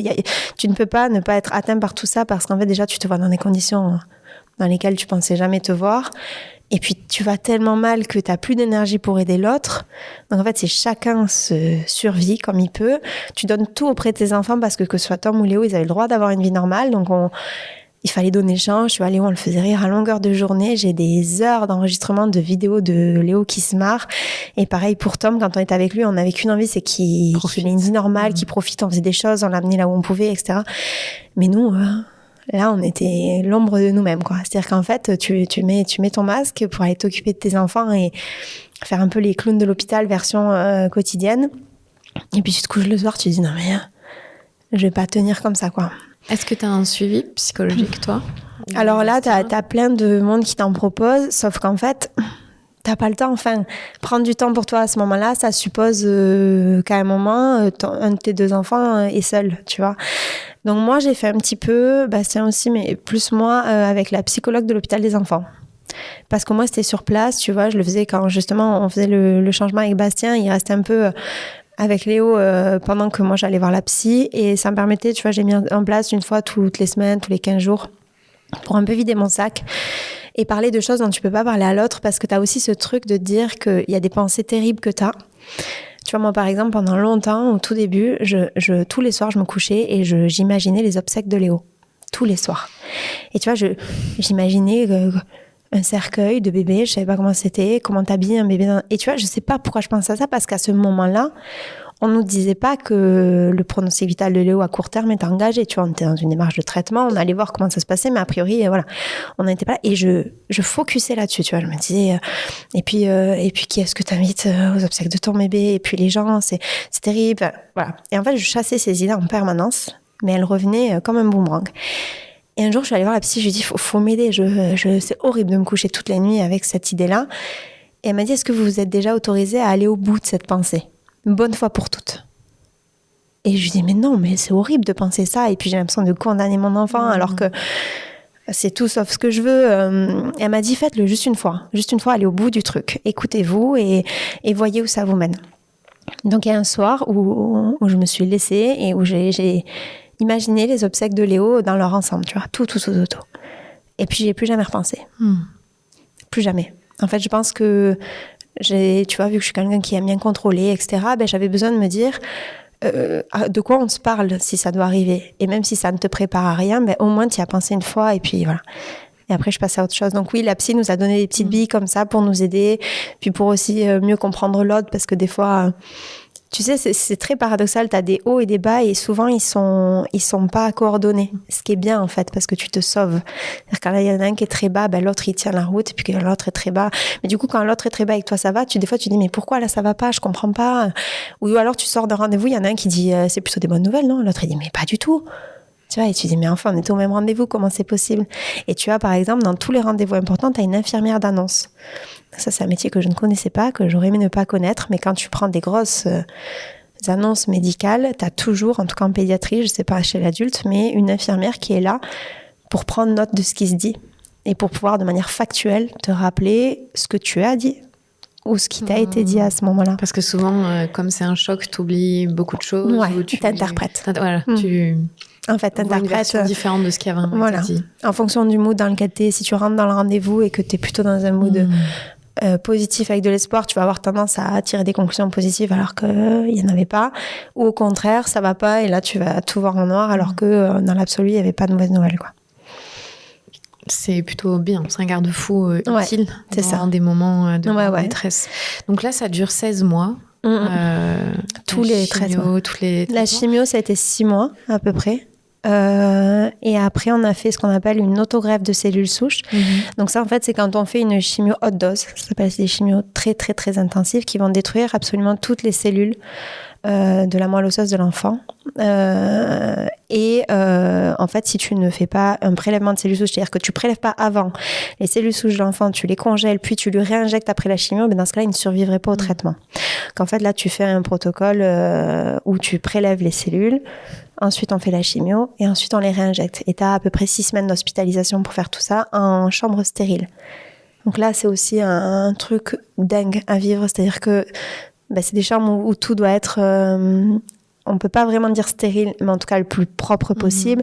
Donc tu vis avec masque, charlotte, gants, surchaussures, blouse, H24 avec ton bébé. Moi, je pouvais plus tirer mon lait dans la chambre. Donc j'avais une pièce qui avait été aménagée, c'était la salle de bain toilette, tu vois, pour aller tirer mon lait. Et sinon, tu es tout le temps équipé. Donc, quand tu tires sur ton masque, il faut faire attention. Tu rentres ton téléphone, il faut le désinfecter systématiquement. Chaque personne qui rentre, il y a un sas d'entrée. Enfin, tu vois, c'est un truc costaud. Est-ce que pendant toute cette période, tu as la sensation que Léo, il souffre ? Non. Léo, alors il y a eu des moments où il a souffert. Il y a eu des moments où on peut pas nier que les chimiothérapies ont eu des effets secondaires lourds, des nausées. Il a eu des soucis d'oralité. Parce que forcément, quand tu fais ingérer à un enfant qui n'a jamais eu que du lait maternel, tu lui mets les seules choses que tu lui mets d'autres, c'est des médicaments pas bons. Et ça, faudra qu'on s'en reparle. Mais aujourd'hui, les traitements pour les enfants sont pas adaptés aux enfants, donc on leur fait avaler des trucs qui sont juste infâmes. Et donc, le souci, c'est que ces enfants-là, ils ont plus envie de mettre quoi que ce soit dans leur bouche après, tu vois. Donc moi, Léo, c'est un bébé qui a vécu avec du lait toute sa vie, qui a pas été nourri autrement jusqu'à 16 mois. Donc voilà, il y a eu des choses comme ça, mais dans l'ensemble, c'est un bébé qui a été, je crois, très heureux parce que déjà, on l'a jamais lâché. On lui a renvoyé toutes les ondes positives possibles. C'est-à-dire que moi, la règle d'or, c'était que personne ne pleure devant Léo. Personne. Il ne doit pas avoir de larmes, il ne doit pas avoir d'inquiétude parce que si les tout petits ont un seul avantage à être si petits au moment de la maladie, c'est qu'ils n'ont pas conscience de ce qui se passe et ils n'ont pas d'appréhension. Tu vois, par exemple, tu as des ados qui passent la porte du service oncologie, ils vomissent. Alors qu'ils arrivent, ils ont un métier de peur de ce qui les attend. Un bébé, il passe la porte, il y a une salle de jeu, il est content d'arriver, les infirmières sont gentilles, voilà. Tes parents, ils sont là. Donc, voilà. Il a ses repères et tout va bien. À quel moment est-ce que l'ambiance elle change et tu comprends que là, pour Léo, ça va être très compliqué ? Jamais, quasiment, en fait. Donc, si tu veux, après cette greffe de cellules souches, on part pour Paris parce qu'il y a de la radiothérapie qui est prévue. Ça s'appelle la protonthérapie. C'est destiné aux bébés. C'est une forme de radiothérapie, mais qui est beaucoup plus ciblée. C'est une chance qu'on a en France. On a 2 centres qui le font sur Nice et Paris et qui permet de faire le moins de séquelles possible en ayant recours au traitement par radiothérapie. Quand on fait ça pendant 6 semaines, ça se passe très bien. C'est quand même une anesthésie générale chaque matin sur ton bébé, on fait la radiothérapie et voilà. Donc là, on a amené Tom avec nous, on a pris un appartement, on était sur Orsay et là, l'idée, c'était d'avoir la vie la plus normale possible et honnêtement, on a réussi parce que justement, on avait recréé un cocon, on était tous les 4 et finalement, notre vie était beaucoup plus normale comme ça qu'elle ne l'était pendant les mois précédents. Et donc ça s'est terminé le 16 mars. 2024. Il y a 6 mois. Ouais, c'est ça. Et en fait... Là, on nous dit, on nous prononce jamais le mot rémission. C'est pas un mot qu'on a eu la chance d'entendre. Mais les médecins nous disent, bon, là, c'est en bonne voie. La tumeur, il en restait un petit bout, mais elle était nécrosée. Donc, ça veut dire qu'on voyait plus de cellules actives depuis un bon moment. Ils nous disent, on se laisse du temps, mais on a 3 à 6 mois de tranquillité où vous pouvez profiter de la vie. Et voilà. Donc, nous, si tu veux, on rentre de Paris en se disant... Ouf, à nous la vie. On réserve un séjour, tu vois, en famille pour mai. On se dit enfin, on va pouvoir revivre. Tom et Léo sont ensemble, ils commencent à développer une belle complicité parce que justement sur Paris on a été ensemble, etc. Et en fait, tout se passe bien et mi-avril, on tombe tous un peu malades, tu vois. C'est les beaux jours qui arrivent et en même temps ça alternait froid chaud. On a tous un espèce de gros rhume là. Donc Léo chope le gros rhume. Ok. Puis tout le monde, ça passe chez tout le monde. Puis Léo, ça traîne un peu, tu vois. Alors je l'amène voir les médecins qui me disent Madame, Léo, il a eu un rhume. C'est quand même un enfant qui qui est encore immunodéprimé et qui l'a été pendant longtemps. Donc il va falloir qu'il ait le temps de se remettre, quoi. Et donc ce rhume traîne et tu sais, il commence, je me souviens toujours, un jour, il sort de la sieste, on va dehors, il fait beau, on est en train de déjeuner, il vient. Et c'est un bébé qui avait un développement parfaitement normal, hein. J'en ai pas parlé, mais au niveau moteur, psychologique, il était parfaitement normal. Et en fait, il commence à se mettre les mains à la tête, tu vois. Et puis moi, je me souviens, mon mari n'était pas là ce week-end-là, j'étais avec de la famille. Et je dis, oh là là, j'aime pas ça, c'est bête, mais quand il se met les mains à la tête, ça me stresse. Et puis tout le monde me dit, tranquille, il y a beaucoup de soleil, il sort de la sieste, s'il faut, ça le gêne. Enfin, on rentre et effectivement, ça va mieux. Et en fait, à partir de ce jour-là, il a commencé à montrer des signes pas de douleur, mais de mal-être, tu vois, des moments où je sentais qu'il était grognon, ou que, je sais pas, c'était un bébé, si tu veux, avant, il rigolait de son lever jusqu'à son coucher sans s'arrêter, quoi, presque, tu vois. Les médecins venaient dans la chambre écouter les rires de Léo, tu vois. Donc c'était vraiment un bébé bonheur. Et là, je sentais qu'il y a des moments un peu durs. Et en même temps, je me disais, c'est peut-être aussi son caractère qui commence à se dessiner, enfin, j'en sais rien. Donc je le montre à plein de médecins. Et la dernière semaine, on avait une IRM de contrôle qui était prévue le lundi. Donc là, on est le lundi, je crois que c'était le 22 avril ou quelque chose comme ça. Et en fait, Léo, il est vraiment pas en forme et il se trouve que cette semaine-là, il a une autre anesthésie générale qui est prévue pour aller contrôler ses yeux. Parce que tous les mois, on montait sur Paris pour contrôler les yeux et ça, c'était prévu pour les 5 années à venir. Et moi, je dis, bon, là, on va privilégier, entre-temps, il avait fait une petite rechute sur un œil. Mais ça, c'était un truc, on nous avait dit, les yeux, ça reviendra facilement parce qu'on les a moins traités fort, on n'a pas fait de protothérapie dessus, etc. Donc, en fait, ça reviendra, mais on le traitera au laser, il n'y aura pas de chimio, etc. Donc là, il y avait un petit traitement laser qui était prévu. Donc, j'avais 2 anesthésies générales pour Léo prévues, une le lundi, une le mercredi. Et moi, le dimanche, je me dis, il est vraiment pas en forme. Et tu sais, les AG, on te dit, les anesthésies générales, on te dit, il faut quand même les faire quand ça va, parce qu'il y a des risques de désaturation, tout ça. Donc, j'appelle l'hôpital de Soulouse et je dis, écoutez, on a 2 anesthésies générales prévues cette semaine. Moi, Léo, je le trouve pas en forme. Je pense qu'on va privilégier le curatif. Et puis, on fera les contrôles un peu plus tard. Ils me disent, OK, vous avez raison, tout ça. Cette décision-là, je vais la regretter pendant longtemps. Donc, on fait sauter l'IRM. On part à Paris et en allant sur Paris dans le train, on faisait toujours les voyages en train, ce qui n'était pas évident, tu vois, avec Léo qui était un peu malade et tout ça. Et en fait, il fait une crise de pleurs énorme, de sortie nulle part. Il se réveille, il fait une sieste dans le train, il se réveille, il hurle. Et il se touche la tête comme ça, tu vois. Et moi, je dis à Bastien, il va mourir. J'envoie un message à une amie à moi, je dis, il va mourir. Je dis, là, il est en train de rechuter, c'est sûr. Je voulais arrêter le train, puis moi, il me dit, ça sert à quoi d'arrêter le train? Enfin, tu vois, il se met à vomir en hurlant, enfin. Tu vois, c'était tout le tableau clinique d'un enfant qui a une tumeur cérébrale. Et puis, c'est la première fois qu'il faisait ça.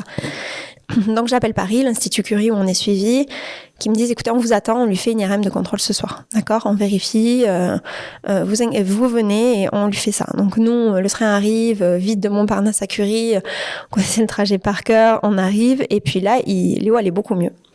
Donc, les médecins le voient, et puis ils me disent, madame, ça va. Vous nous avez décrit un truc, là, nous, on a eu peur, on a failli faire une IRM d'urgence, mais là, on va pas la faire parce que vous savez, il y a beaucoup d'autres cas qui ont besoin d'une IRM en urgence. Et là, Léo, c'est pas prioritaire. Donc, on fait pas l'IRM. Donc, moi, quelque part, tu vois, ça me rassure. Je me dis, bon, s'ils font pas l'IRM, c'est qu'ils sont quand même pas trop inquiets. Puis, ils me disent, franchement, il a un état clinique, il a pas l'état clinique d'un enfant qui est en train de faire une rechute de ce genre de cancer, quoi. Ok, donc, on est mercredi. Le jeudi, on rentre et je sens que ça va pas, je l'amène chez le pédiatre. Et je dis, voilà, il a fait cette crise hier. Entre-temps, on est rentré sur Toulouse, parce qu'on partait le mardi. Le mercredi, il se faisait traiter. Le jeudi, on rentrait. Même le mercredi soir, on rentrait. Donc, le jeudi, je l'amène chez le pédiatre. Je vois sa pédiatre habituelle qui me dit, il a une grosse otite, on le voit, il a de la pression au niveau des tympans. C'est une otite, une double otite. Elle me donne des antibiotiques. Elle me dit, si d'ici 48 heures, ça va pas mieux, vous me rappelez. Et en fait, le lendemain, donc il a fait 2 prises d'antibiotiques. j'ai une petite idée maintenant de ce que ça fait un antibiotique. Normalement, très rapidement, quand même, ça décongestionne un peu et ça va mieux, quoi. Et je dis, j'ai l'impression que c'est pire. Et du coup, elle me dit, mais attendez un peu. Je dis, je me sens pas d'attendre, est-ce que je peux revenir? Et puis elle me dit, ben moi je peux pas, j'ai une remplaçante qui va vous recevoir, donc je vais voir la remplaçante. Et puis je me dis, très bien, 2 avis, c'est bien. Et en fait, pendant l'auscultation, Léo vomit.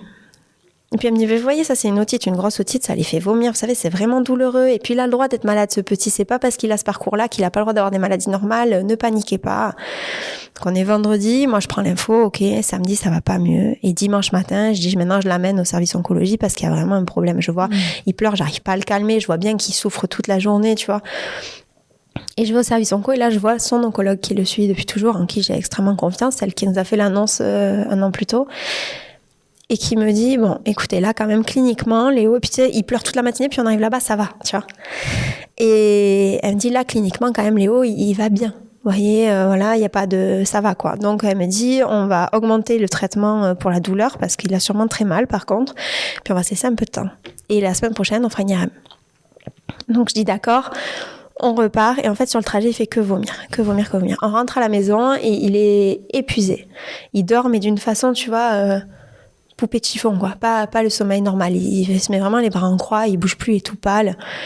Alors j'appelle le service et je dis, ça va pas, c'est de pire en pire. Vous lui avez donné un antidouleur hyper fort, c'est du tramadol, tu vois. Donc c'est quand même un truc... Et ça va pas, quoi. Et puis elle me dit, je pense que c'est un effet secondaire du tramadol. Et en fait, plus ça va, moins ça va, il réagit plus quand je bouge. Et en fait, c'est en une journée. Quand tu disais quand est-ce que j'ai compris, en une journée. Et donc j'appelle 5 fois dans l'après-midi ce service. Et en fait, l'infirmière finit par me dire, je vais pas vous passer le médecin. Parce qu'en fait, on vous a répété 3 fois que Léo avait une otite. Donc, je vais pas vous répéter la même chose. Le médecin a des patients à voir, etc. Et en fait, en fin de journée, avec mon mari, on se rend compte que Léo, il voit plus. Il est aveugle. Et qu'il n'entend plus, qu'il est sourd. Et là, je hurle dans la maison. Je dis, il va mourir. Je sentais, tu vois, que là, vraiment, que le truc s'était dégradé à une vitesse monstre. Et puis, tu sais, t'as passé l'après-midi. J'ai fini par faire un mail à l'oncologue en lui disant, je suis désolée de passer par cette voie-là, mais je n'arrive pas à vous avoir. Je suis très inquiète. J'ai un mail énorme avec des photos de Léo dans un état pas possible, tu vois. Et là, elle me dit, vous venez aux urgences. Et en fait, il y a une règle d'or quand t'as un enfant qui a un cancer, tu sais que tu passes jamais par les urgences. Parce qu'en fait, aux urgences, il y a toutes sortes de microbes. Et que donc, l'idée, c'est que tout est traité en onco. Et là, pour la première fois en un an, elle me dit, vous allez aux urgences maintenant. Donc, on va aux urgences. Il se trouve que la veille, vu que Léo allait pas bien, j'avais confié Tom à ma mère.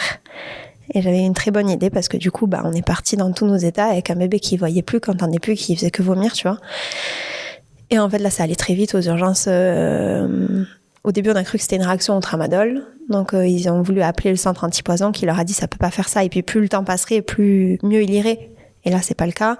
Il avait sa fréquence cardiaque à 50, ce qui pour un bébé est extrêmement bas. Il respirait très mal, il avait une mauvaise saturation, il n'y a rien calé. Qui nous ont dit on va faire un scanner, mais on pense que c'est une rechute. Et donc, on s'est retrouvés dans la même salle que le 11 avril. On était le 28. On était dans la même salle de scanner, au même endroit. On était le 28 avril. Ouais. 1 an après. Exactement.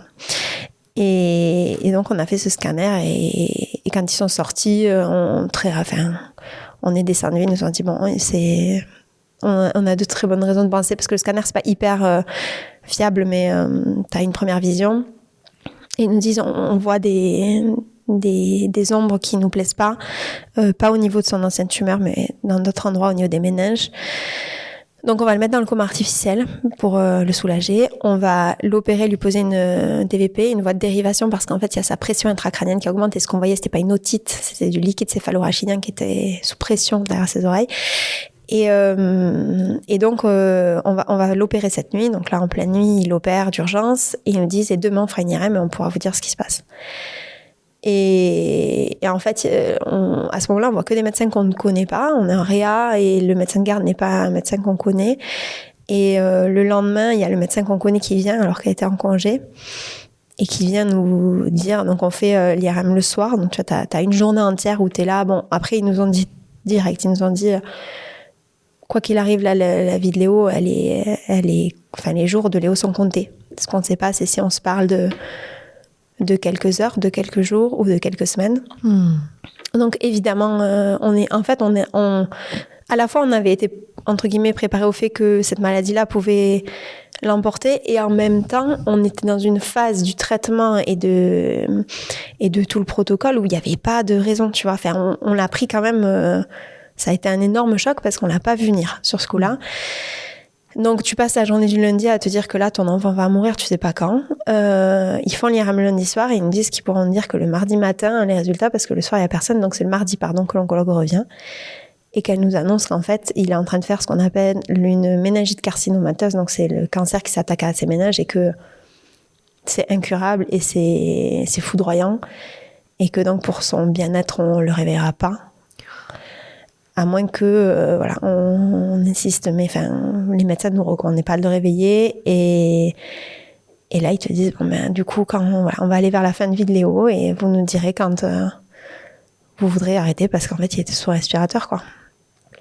Donc, tu vois, en fait, quand tu me demandes à quel moment tu as su, ben, en fait, j'ai su le dimanche soir pour un décès le mercredi matin. Donc, en fait, en l'espace de 2 jours et demi, et ça a été un truc, enfin, on a pris ça, c'est fou, quoi. C'était une météorite qui t'arrive dessus parce que si c'était le seul moment depuis justement 1 an, on avait un peu levé notre vigilance, entre guillemets, on s'était dit, bon, allez, un peu de répit là, un tout petit peu de répit, et en fait, t'as ça qui t'arrive, voilà. Tu peux pas lui dire au revoir, en fait. Enfin, t'as pas eu l'occasion de l'avoir réveillé. Non, mais quand ils l'ont... un de mes regrets, tu vois, c'est qu'en fait, j'étais tellement paniquée quand on est arrivé aux urgences que j'ai pas pris du temps avec lui. J'étais dans tous mes états, quoi. J'avais envie de tuer le monde entier, j'en voulais à tout le monde, je comprenais pas. Mais malgré tout, quand ils l'ont endormi, je lui ai dit qu'on allait prendre soin de lui, etc. Donc, si tu veux, je lui ai pas dit au revoir. Mais je lui ai dit au revoir comme j'aurais souhaité bonne nuit, tu vois, parce que je savais qu'on allait l'endormir et je savais que ce qui était en train de se passer, c'était gravissime. Donc, si tu veux, j'avais quand même, j'aurais pas été capable de dire ce qui allait exactement se passer, mais j'avais quand même une bonne idée de ce qui allait se passer. Et puis, en fait, du coup, il se trouve que ma belle-sœur est sur Paris et qu'on voulait quand même que les gens les plus proches puissent venir lui dire au revoir, puisqu'il était en réa, il était endormi sous respirateur, mais donc il était encore parmi nous quand même, tu vois, normalement ils s'entendent dans ces moments-là. Donc les gens, nos parents sont venus le voir, frères et sœurs, et ma belle-sœur pouvait arriver que le mardi soir, donc on a dit on arrêtera les machines le mercredi matin pour que on ait une nuit avec lui avant nous, et puis comme ça qu'elle puisse lui dire au revoir aussi. Et en fait, là, tu sais, c'est lunaire, t'es en réa, t'as toute ta famille qui vient dire au revoir à ton bébé. Et puis là, surtout, se pose la question de comment, voilà, qu'est-ce qu'on fait avec Tom, quoi. Qu'est-ce qu'on fait avec Tom? Et ça, cette question, je me la suis posée dès le dimanche soir. Je me suis dit, comment on gère ça? Comment on gère de lui annoncer un truc pareil? Là, Et en fait, les médecins, on s'est fait accompagner par les psychologues, et évidemment, les médecins de l'hôpital qui nous ont dit... Il avait pas encore 3 ans, Tom. Ils nous ont dit, il va falloir qu'il comprenne tout. Parce que si on laisse des trous, des zones de flou, il va interpréter. Et l'imaginaire des enfants, ça peut être une grosse source de traumatisme, d'angoisse. Parce qu'en fait, s'il ne sait pas, il va inventer. Et s'il invente, on ne sait pas ce qu'il va inventer. Il peut se créer des peurs. Donc, ils nous disent, le mieux serait que vous le fassiez venir à l'hôpital et qu'on lui annonce ce qui se passe. Que ce soit pas vous qui soyez porteur de cette nouvelle. Et tu vois, sur le moment, je me suis dit, non, mais c'est hyper impersonnel de le faire comme ça. Et avec du recul, je me dis, mais évidemment que c'est pas les parents qui doivent annoncer ça. Tu te rends compte, c'est mes parents viennent m'apporter cette nouvelle-là. Enfin, et puis, en plus, on était incapable de le faire avec le sang-froid qu'il faut pour que le message passe bien.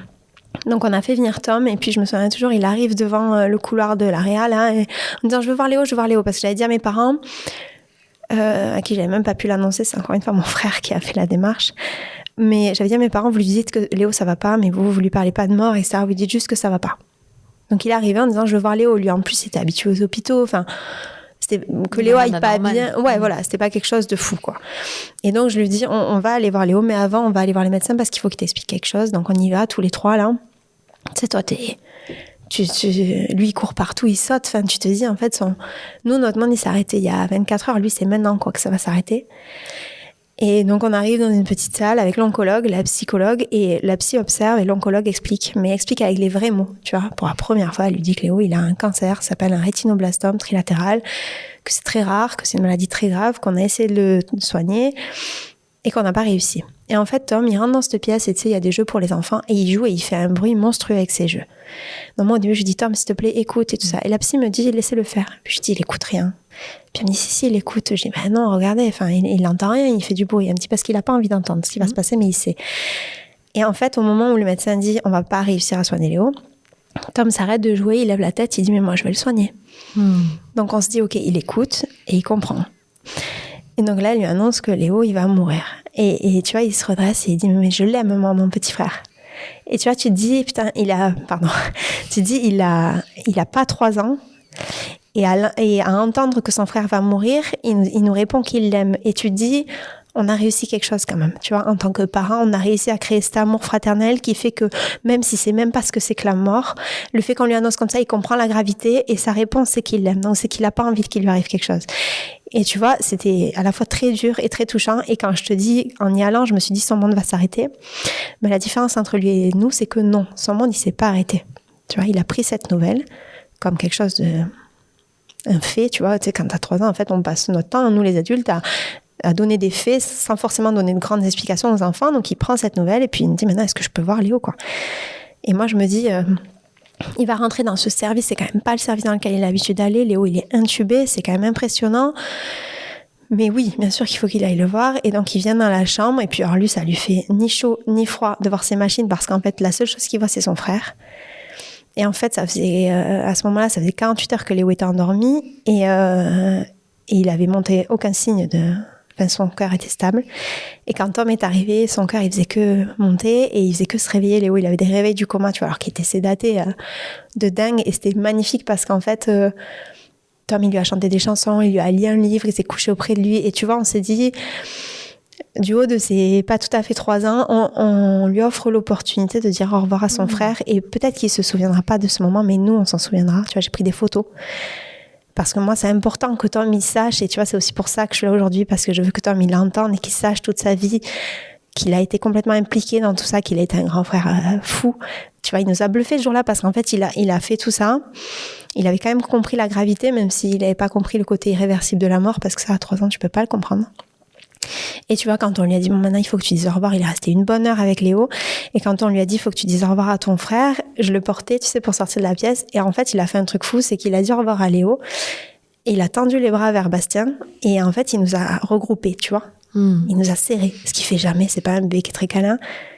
Et là, je me suis dit, c'est fou. Il a tout compris. Il a compris qu'il allait falloir qu'on soit une équipe, qu'on se serre les coudes, qu'on soit là les uns pour les autres et que, voilà, on restait ensemble, quoi. Et après, il y a eu cette nuit, le truc où tu te dis, je vais pas survivre à ça parce que demain, on arrête tout. Comment je passe cette nuit, quoi. Et on sait, les infirmières, elles ont été adorables. Avec ma belle-sœur, elles nous ont fait un petit cocon d'amour pour la nuit. Avec, normalement, dans une chambre de réa, t'as un fauteuil pour le parent, quoi. Et nous, on dormait à 2 dans ce fauteuil depuis 2 jours quand on arrivait à dormir. Et là, elle nous avait mis un grand lit dans lequel il y avait Léo et dans lequel j'ai pu aller avec lui. Et un grand lit à côté avec mon mari. Donc, on a dormi tous les 3. Et en fait, on a passé un moment plein de douceur parce qu'on a pu lui dire plein de choses, lui dire à quel point on était fiers de lui, à quel point il nous avait appris, tu vois, parce que enfin moi, en 1 an de combat, j'ai appris plus qu'en 30 ans de vie. Et on a pu vraiment lui dire au revoir. Et le lendemain, donc, on a arrêté les machines. Et tu vois, on est sorti de cette pièce. Je m'étais dit, je vais même pas arriver à franchir la porte de cette pièce. Et en fait, je l'ai franchie avec un sentiment d'apaisement parce que je savais que son départ, on l'avait fait en douceur, on l'avait accompagné vraiment jusqu'au bout et on l'a rassuré, tu vois, sur nous, sur la suite, sur lui, sur tout. Et du coup, voilà, ça s'est passé comme ça. C'était il y a 6 mois. Comment tu vas aujourd'hui ? Ben, je trouve que ça va parce que je suis là, tu vois, je parle de lui. C'est important pour moi de raconter cette histoire, à la fois pour le faire connaître parce qu'il a passé beaucoup trop de temps dans des hôpitaux et qu'il aurait mérité d'être beaucoup plus connu qu'il l'a été. Donc, ça me fait du bien de pouvoir faire connaître Léo, sa personne et aussi toute son histoire. Et tu vois, je suis contente 6 mois après, ça fait pas tout à fait 6 mois, ça va faire 5 mois là, d'arriver à engager ces premières démarches de parler, de sensibiliser autour des cancers pédiatriques. On a beaucoup de proches, mais tu vois, il y en a peu qui ont su trouver leur place dans ce combat. Parce que c'est dur, parce que tu te dis mais qu'est-ce que je peux faire pour eux, je sais pas quoi leur dire, j'ai peur d'être maladroit, j'ai peur. Et moi, j'ai envie au moins qu'on arrive à dire un peu à tout le monde que quand on a des proches qui traversent ça, je crois que la maladresse est préférable au silence. Et qu'il n'y a rien de pire que de se sentir seul, parce qu'on se sent déjà très seul, il y a une forme d'injustice profonde que tu ressens, et qu'on retrouve dans le deuil, après. En fait, tout ça, c'est des choses qui terrifient. Tu vois, on en parle aujourd'hui, il n'y a pas longtemps. Il y a un podcast qui a traité d'un sujet où il y avait un enfant qui était décédé. Et je ne sais pas si je peux parler de ça. Sûr. Mais en fait, dans les commentaires, il y a beaucoup de gens qui ont dit non, mais ce genre d'histoire, quoi. Enfin, moi, je suis là pour me divertir. Je veux pas entendre parler de ça. Et moi, tu vois, quand j'ai lu ça, je me suis dit, mais tu vois, je m'étais toujours dit, si les gens sont pas là ou qu'ils veulent pas en parler, c'est pour nous protéger. Et en fait, j'ai pris conscience que c'était aussi pour se protéger. Parce que ces histoires-là, elles sont dures à entendre, qu'elles sont d'autant plus dures qu'on a des enfants, qu'on se projette et qu'on prend conscience que ça n'arrive pas qu'aux autres. Et en même temps, tu vois, je trouve que ne pas en parler, c'est créer une espèce d'omerta. Et en fait, c'est la double peine pour les parents comme nous. Et moi, tu vois, depuis que Léo est décédé, j'ai des gens qui me parlent pas du tout, qui veulent pas me demander. Et j'ai quelques personnes qui osent me demander comment je vais, qui osent me demander comment je me sens, tu vois. Parce qu'en fait, oui, évidemment, la réponse, ça va pas être je vais super bien, mais j'ai plein de choses à te raconter de comment je chemine. Et du coup, je trouve qu'il faut libérer la parole, tu vois, autour de ça. Et c'est un peu le truc que j'essaye, moi, de mettre en place. Moi, j'ai dit à mes copines, juste après que Léo soit décédé, je leur ai dit, montrez-moi ce que c'est que la vie, quoi. Quand vous avez des soirées, des anniversaires, des événements, invitez-moi. Ne vous dites jamais que c'est pas le moment pour moi. Parce qu'en fait, c'est tout sauf le moment de dépérir chez moi seule. Donc, au pire, je vais dire non 9 fois, mais si je viens une fois, ça aura valu le coup de me proposer 10 fois, quoi. Et ça, c'est quelque chose que je voudrais que tout le monde comprenne. Je crois que quand quelqu'un va mal, de manière générale, au pire, il dira non, voilà, un nombre incalculable de fois jusqu'au jour où il ira mieux, mais où on lui tendra toujours cette main. Plutôt que de se dire, bon, je le laisse, voilà, et quand ça ira mieux, il reviendra. Mais surtout dans un deuil d'un enfant, en fait, il n'y a pas un moment où on peut dire, on sort la tête de l'eau et on se dit, ça y est, ça va mieux. C'est progressif, ça prend du temps. Il y a une notion d'acceptation, de résilience qui est énorme et c'est pas évident. Et nous, on est accompagnés, j'ai trouvé une association qui s'appelle Le Point Rose, qui a été montée il y a plus d'une dizaine d'années par une maman qui elle-même avait perdu sa fille d'une tumeur cérébrale et qui s'occupe d'accompagner les parents endeuillés. Le parrain, c'est Zidane, et on a vu plusieurs vidéos sur les réseaux sur cet asso, et moi en cherchant je l'ai trouvé. C'est une association qui est sur Marseille et qui accompagne les parents dans le cheminement du deuil de plein de manières, par le sport, par l'art, par des sorties, par des moments de partage ensemble, pour aussi pouvoir échanger avec des gens qui ont vécu ça, parce qu'il y a quand même un truc de qui peut nous comprendre à part des gens qui l'ont vécu. Et cette asso, elle fait un travail extraordinaire pour accompagner les parents. Elle accompagne aussi les parents. Moi, j'ai deux enfants que je connais du parcours de Léo, qui aujourd'hui, à qui on a annoncé qu'il n'y aurait pas de traitement. Et donc, des familles qui sont dans cette phase où tu sais que on va vers la fin de vie de ton enfant, mais tu sais pas quand. Tu sais juste qu'on est à bout de traitement, tu vois. Et ça, c'est un truc qui est hyper dur à entendre. Et c'est pour ça aussi que le mois de septembre d'or, il est important. Parce qu'en fait, on a besoin de financement. Les cancers pédiatriques, c'est 1% des cancers. Donc c'est très peu, Dieu merci. Mais ça reste 1%. Ça fait 2500 enfants qui sont malades chaque année. Donc là, en 2025, il y aura 2500 enfants chez qui on va diagnostiquer un cancer. Ça peut être tous les enfants. Ça peut être le mien, ça peut être celui de ma voisine, ça peut être celui d'une amie, tu vois. C'est pas que chez les autres. Et parmi ces 2500, il y en a 80% qu'on va guérir. Mais il y en a 20% qui vont décéder. Ça fait 500 enfants, tu vois. 500 enfants, tu te rends compte du nombre de classes que c'est. Et moi, je me dis, c'est beaucoup trop. Tu vois, il y a une phrase qui dit les enfants d'abord, toujours, quoi qu'il arrive. Et pourquoi dans la santé, dans le cancer, on fait pas ça? Parce que c'est une trop faible population par rapport au global. Et Septembre d'or, ça a été mis en place par l'Institut Gustave Roussy pour justement aller chercher des financements pour à la fois trouver de nouveaux traitements, mais aussi travailler sur l'impact des traitements sur la vie des enfants, parce qu'aujourd'hui, il y a beaucoup de traitements qu'on utilise pour les enfants qui sont en fait des traitements d'adultes, dont on adapte juste la posologie. Et ça, c'est dramatique parce que du coup, les conséquences sont lourdes. Quand on te dit à 50 ans que du coup, avec ce traitement, tu vas être stérile. Bon. Mais quand on te dit ça à 6 mois, tu vois. Non, c'est compliqué. Voilà, c'est ça. Est-ce que tu as repris le travail. Comment est-ce que aujourd'hui tu vis ta vie avec Tom, avec ton mari? Alors jusqu'à fin août, là, jusqu'à la rentrée, en fait, on s'était dit qu'on se laissait un peu tranquille cet été. Enfin, en fait, on se laisse tranquille tout court dans le sens où on se met pas de pression et on a la chance d'être en France et d'avoir beaucoup d'accompagnement. Au niveau de... Il y a quelque chose, par exemple, dont on parle très peu, mais les assurances prêts permettent, quand on traverse des crises comme ça, de nous accompagner sur le financement de nos maisons pour pas décaler. avoir... Voilà, exactement. De mettre des choses en place, en tout cas, pour pas avoir de trop lourdes charges financières. Donc, l'aspect financier, grâce à tout ça et grâce aux assos qui peuvent aider si besoin, etc., est plutôt géré. Donc, on se dit, on se fout un peu la paix, le temps de sortir la tête de l'eau. Et tu vois, moi, fin août, là, j'ai dit, bon, Tom, il va rentrer à l'école, qu'est-ce que je fais ? Et j'ai commencé à regarder un petit peu les offres d'emploi. Moi, j'étais compte clé, donc je faisais de la négociation dans l'agroalimentaire. Je me suis un peu retournée vers ça. Et en fait, j'ai passé un premier entretien sur un poste qui correspondait à tous mes critères. Et tu vois, tu te dis, bon, comment j'explique 2 ans de trou, là, juste sur un CV, parce que c'est le premier filtre.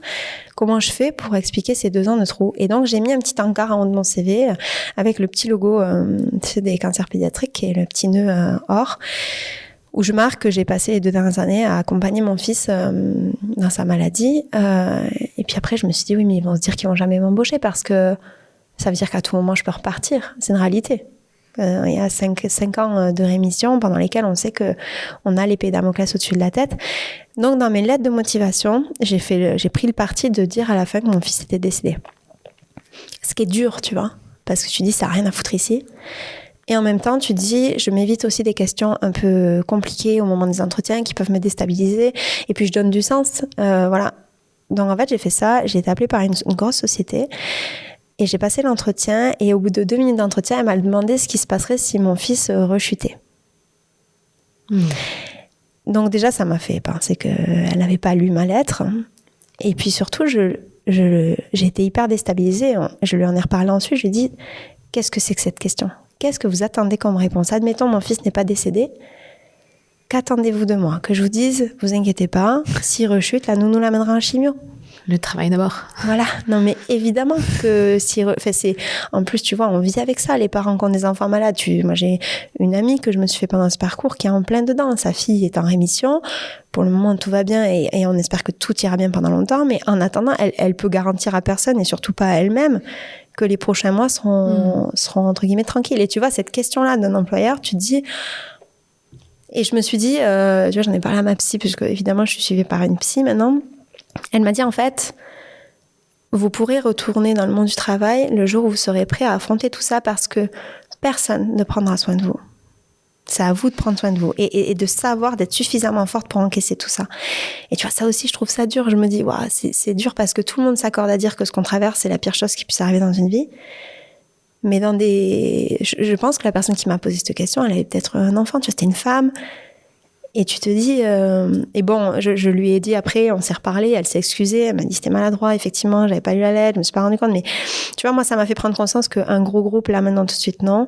Et j'ai un ami qui a monté une société qui m'a proposé de prendre la direction commerciale. Donc là, je suis doucement en train de me mettre sur les rails. Mais quand tu sors de la vie active à ce point-là, et que tu vas dans un monde parallèle comme ça, t'as l'impression que le travail, ça devient une espèce de TGV qui te passe devant et qu'il faut te...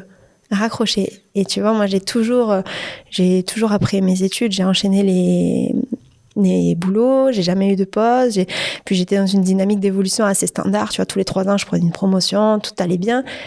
Et là, d'un coup, tu te dis, il faut retrouver du sens à ce que tu fais. Je retourne pas, finalement, tu vois, vers l'agroalimentaire parce que c'est trop loin de tout ce que j'ai vécu. Là, ces derniers temps, je me vois plus aller négocier une référence d'un produit laitier pour un rayon, tu vois, aujourd'hui, même si ça sert l'un dans l'autre, quand ils pensent, c'est aussi eux qui fournissent la nourriture des hôpitaux et tout, mais c'est trop abstrait pour moi. Donc, je m'étais dit, soit je vais dans le médical, mais ça, c'était avant que Léo décède. Maintenant que Léo est décédé, je me dis, je peux pas, psychologiquement, pas maintenant en tout cas. Soit je vais dans le plaisir et je travaille soit dans l'événementiel, soit dans tout ce qui est hôtellerie, vacances, etc. pour, tu sais, être dans le plaisir des gens, et voilà. Donc, c'est plutôt vers ça pour le moment. Tu sais, une de mes meilleures amies, elle a perdu son bébé pendant la grossesse et elle m'a dit après, maintenant, je veux que du beau. Voilà, c'est ça. J'ai besoin de choses qui me font que du bien, en fait. Ouais, exactement. On peut plus s'infliger les petits tracas. Ce à quoi on s'obligeait avant, parce que voilà, la vie est comme ça aujourd'hui. Exactement. Elle sait à quel point le prix c'est précieux la vie. C'est ça. Qu'il faut en profiter. Ton rapport avec Tom aujourd'hui, est-ce que tu es très très inquiète? Est-ce que c'est difficile de souffler? Comment tu le vis? Pas autant que ce que je pensais. Tu vois, ça m'a fait très peur. Je me suis dit, je vais plus... Enfin, en fait, non seulement tu as ton histoire, mais tu es aussi confronté à toutes les autres dans ces milieux-là. Tu vois, tu passes 1 an quasiment à vivre dans un service d'oncologie pédiatrique, quoi. Donc, je n'ai eu que des histoires de mamans qui se sont fortement inquiétées, que personne n'a cru, jusqu'à ce qu'on se rende compte que c'était gravissime et qu'il fallait passer par le même parcours que nous, avec parfois la même issue. Du coup, je me suis dit, mais moi, dès qu'il va me dire qu'il a mal aux jambes, je vais penser qu'il a une leucémie. S'il a un truc qui gonfle, je vais penser qu'il a un sarcome. S'il a mal à la tête, je vais penser qu'il a une tumeur cérébrale. Et puis, tu es dans l'hôpital des enfants. Donc, tu vois aussi les grands brûlés, tu vois aussi les traumas. Donc, effectivement, en fait, tu perds complètement ta naïveté. Tu l'as plus jamais. C'est-à-dire celle de croire que parce que c'est tes enfants, parce qu'ils sont plus petits que toi et parce que c'est dans l'ordre des choses, il leur arrivera rien de grave. Ce sera à toi et pas à eux. Aujourd'hui, je sais que c'est faux. Et c'est aussi pour ça que je dis toujours, voilà, moi, une amie qui me dit aujourd'hui, mon enfant, il a de la fièvre depuis 1 semaine à 40 et tout le monde me dit que c'est rien parce qu'on trouve pas. Mais je lui dis, en fait, tu vas chercher et tu vas aller le faire bilanter et tu lâches rien. Et si lui, il te dit qu'il trouve pas ce médecin-là, tu vas avoir un autre, jusqu'à ce que quelqu'un creuse vraiment et qu'on donne une explication parce qu'il y en a une. Tu vois, on n'a pas, voilà, rien, il n'y a pas de fumée sans feu. Je pense que ça, dans le médical, quand même, ça a souvent du sens. Donc, j'avais très peur de mon inquiétude et finalement, ça va. Ça va parce que je crois que j'ai aussi appris à profiter de l'instant présent, tu vois, et à me dire, en fait, là tout va bien. Donc, j'ai à la fois ce truc de savoir qu'il peut arriver quelque chose à Tom, et puis alors moi, la politique de la foudre ne tape pas 2 fois au même endroit, j'y crois pas non plus du tout, parce que j'ai vu des foudres taper plusieurs fois au même endroit et fort. Donc, si tu veux, j'ai cette hyper vigilance. Tom, en ce moment, il grandit, tu vois, à chaque fois qu'il monte les escaliers, il me dit qu'il a mal aux jambes, mais à chaque fois, ça résonne en moi. Et en même temps, c'est un enfant de 3 ans, s'il voit que ça a trop d'impact sur moi, il va aussi se servir de ça pour, tu vois, c'est un enfant de 3 ans, donc faut pas non plus lui donner des billes sur les inquiétudes que tu peux avoir, sinon il peut aussi en jouer pour attirer ton attention et tout ça. Non, ça va. Dans l'ensemble, disons que dès qu'il y a quelque chose qui me paraît bizarre, là où avant je disais j'attends un peu, maintenant rapidement je vais consulter. Et puis rapidement, on me fait une place parce que c'est le pédiatre qui suivait Léo, qui suit Tom, et qu'ils savent que je suis inquiète et que ça fait aussi partie de leur métier de rassurer des parents. Alors, on n'est pas chez le pédiatre toutes les semaines, mais tu vois, voilà, là, on a dû y aller 2 fois depuis le décès de Léo, alors qu'avant, on y allait 1 fois par an. Mais ça va quand même, c'est pas obsessionnel, je me couche pas inquiète pour Tom. Et j'ai une dernière question. Tu as beaucoup évoqué le fait qu'avec ton mari, Bastien, ça a été complexe. Au début, vous n'étiez pas en face parce qu'il ne te croyait pas. Après, du bien accepter que ton intuition était forte. Ensuite, vous êtes rentrés dans ce rouleau compresseur de vous croiser. Ensuite, vous avez dû affronter ensemble le deuil de votre enfant. Comment est-ce que vous survivez ensemble ? Alors, tu vois, notre médecin généraliste, il nous a dit, quand Léo est décédé, on allait le voir comme ça. Tu sais, t'es face à lui. On fait quoi maintenant ? Et il nous a dit, en fait, là, votre navire familial, il s'est complètement renversé. Vous êtes tous tombés à l'eau. Léo est décédé, Tom est dans l'eau, vous êtes dans l'eau. Il va falloir que vous acceptiez que chacun trouve le moyen de rejoindre le rivage, à sa manière. Donc, il y en a un, il va partir en crawl, mais après, il va se fatiguer, il va nager un peu plus doucement. Il y en a un, il va mettre longtemps à se construire un radeau. Par contre, quand il va partir, il va y aller vraiment. Et puis, il y en a un autre, il va décider de partir tout doucement et il va y aller tout progressivement. Et en fait, l'essentiel, c'est de vous retrouver sur le même rivage à la fin. Tu vois ? Et ce truc-là, quand il me l'a dit, ça m'a paru super clair. Effectivement, je crois que, et c'était déjà le cas pendant la maladie, mais encore plus pendant le deuil, il faut sortir du jugement de comment fait l'autre par rapport à toi et sortir de ce truc de mais tu fais pas de la bonne manière parce que tu sais, on croit toujours qu'on fait mieux ou qu'on a plus réfléchi à la façon dont on s'est fait. En fait, chacun fait comme il peut. Il faut accepter ça, il faut se foutre la paix mutuellement et se dire aussi qu'on peut pas réparer un couple tant que les 2 individus sont pas réparés. Tu vois, un couple, c'est 2 personnes et s'il y en a un des 2 qui va super mal, tu pourras faire tous les efforts que tu veux. Il faut que les 2 aillent bien pour faire un couple. Donc, c'est ce qu'on a fait. On s'est foutu la paix, tu vois, Bastien, il s'est mis dans le sport, au taquet, voilà, là il prépare le marathon de Toulouse et il a toujours été sportif, donc ça lui fait aussi du bien de retrouver ça qu'il avait perdu. Moi, je me suis mise un peu, voilà, dans tout ce qui était associatif, à essayer de trouver un peu ma place pour aider. J'ai aussi retrouvé ma place auprès de Tom, j'ai passé beaucoup de temps avec lui. Là, aujourd'hui, je retrouve un peu le chemin de l'emploi parce que j'en sens le besoin. Bastien, il est pas encore à ce stade-là. Et tu vois, on s'est laissé un peu tranquille. Et puis aussi, faut pas oublier, quand on était à l'hôpital, on était enfermés pendant 1 an quasiment dans une chambre, tous les deux, avec notre enfant malade, tu vois. T'as quoi à te raconter à la fin de la journée quand t'as passé ta journée à essayer de mettre ton masque de clown et de faire du bien à ton enfant. Et en fait, t'es lessivé et puis t'as plus rien à te raconter. Et puis, tu sais, cette admiration que tu peux avoir pour l'autre, tout ça, enfin, dans la vie normale, tout s'aplatit un peu. Et là, tu vois, c'était ce week-end. On a fait notre premier week-end à 2 depuis très longtemps, puisque ça faisait 5 ans qu'on était mariés. Et tu vois, c'est la première fois qu'on se retourne et qu'on se dit quand même, quand on s'est promis qu'on serait ensemble pour le meilleur et pour le pire, dans la santé comme dans la maladie. Et je peux t'assurer qu'il y a 5 ans, quand on s'est promis ça, on mesurait pas. On mesurait pas qu'on pouvait traverser tout ça. Et aujourd'hui, on est abîmés. C'est clair que, tu vois, rester ensemble, c'est un choix. C'est-à-dire que là, plus que jamais, c'est un vrai choix avec ses conséquences de se dire, OK, on reste ensemble, on ne se lâche pas, parce que ça veut dire, pardonner, accepter, aller au-delà, patienter, tu vois, alors que y a des moments où tu te dis, c'est encore compliqué, on va encore se compliquer la vie à essayer de rester ensemble, et en même temps, tu vois, on a fait une telle équipe jusqu'à maintenant, qui a fonctionné. Je veux dire, nos enfants, ils ont été heureux. Même Léo, il a été heureux pendant 16 mois. Tom, pendant tout ça, c'est resté un enfant qui était heureux. Il l'est encore aujourd'hui. Et tu vois, lui, il a grandi dans ce mode où ses parents ne travaillaient pas, étaient que là pour leurs enfants. Et du coup, pour lui, la famille, ça fait qu'un bloc pour Tom, mais c'est essentiel. Et donc, on se dit, on doit être au niveau maintenant. Il faut continuer, on doit être au niveau de Léo, on doit être au niveau de Tom. Et puis, ça veut dire quoi, tu vois, de se séparer suite à la maladie de Léo? Comme si il avait été responsable, ce qui était arrivé était responsable. Et la maladie, elle nous a pas pris assez, tu vois. Un enfant, on va aussi lui laisser notre couple, notre famille. Donc non, là, pour le moment, on se bat et on s'aime. Et même si c'est dur, on a envie, en tout cas, d'avancer ensemble. Merci beaucoup, Amélie. Je t'en prie.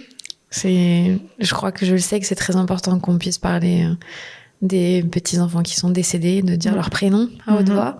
Tu l'as bien expliqué aux familles qui entourent. Si vous êtes dans cette situation-là, dites les prénoms. C'est ça. Parlez de Léo, si Exactement. C'est le prénom. Je sais que je fais toujours, moi, avec mon amie Lucie, avec Tennessee, qu'on réalise pas, nous, les parents, à quel point juste dire le prénom, c'est déjà énorme. Ouais, les faire exister, en fait. Merci beaucoup, Amélie. Je t'en prie, merci à toi. Vous venez d'écouter un nouvel épisode de La Matrescence. Merci infiniment pour votre soutien.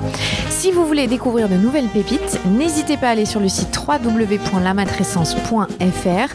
Vous pouvez également vous abonner à la newsletter qui sort tous les vendredis. Rendez-vous également sur le site pour pouvoir vous inscrire.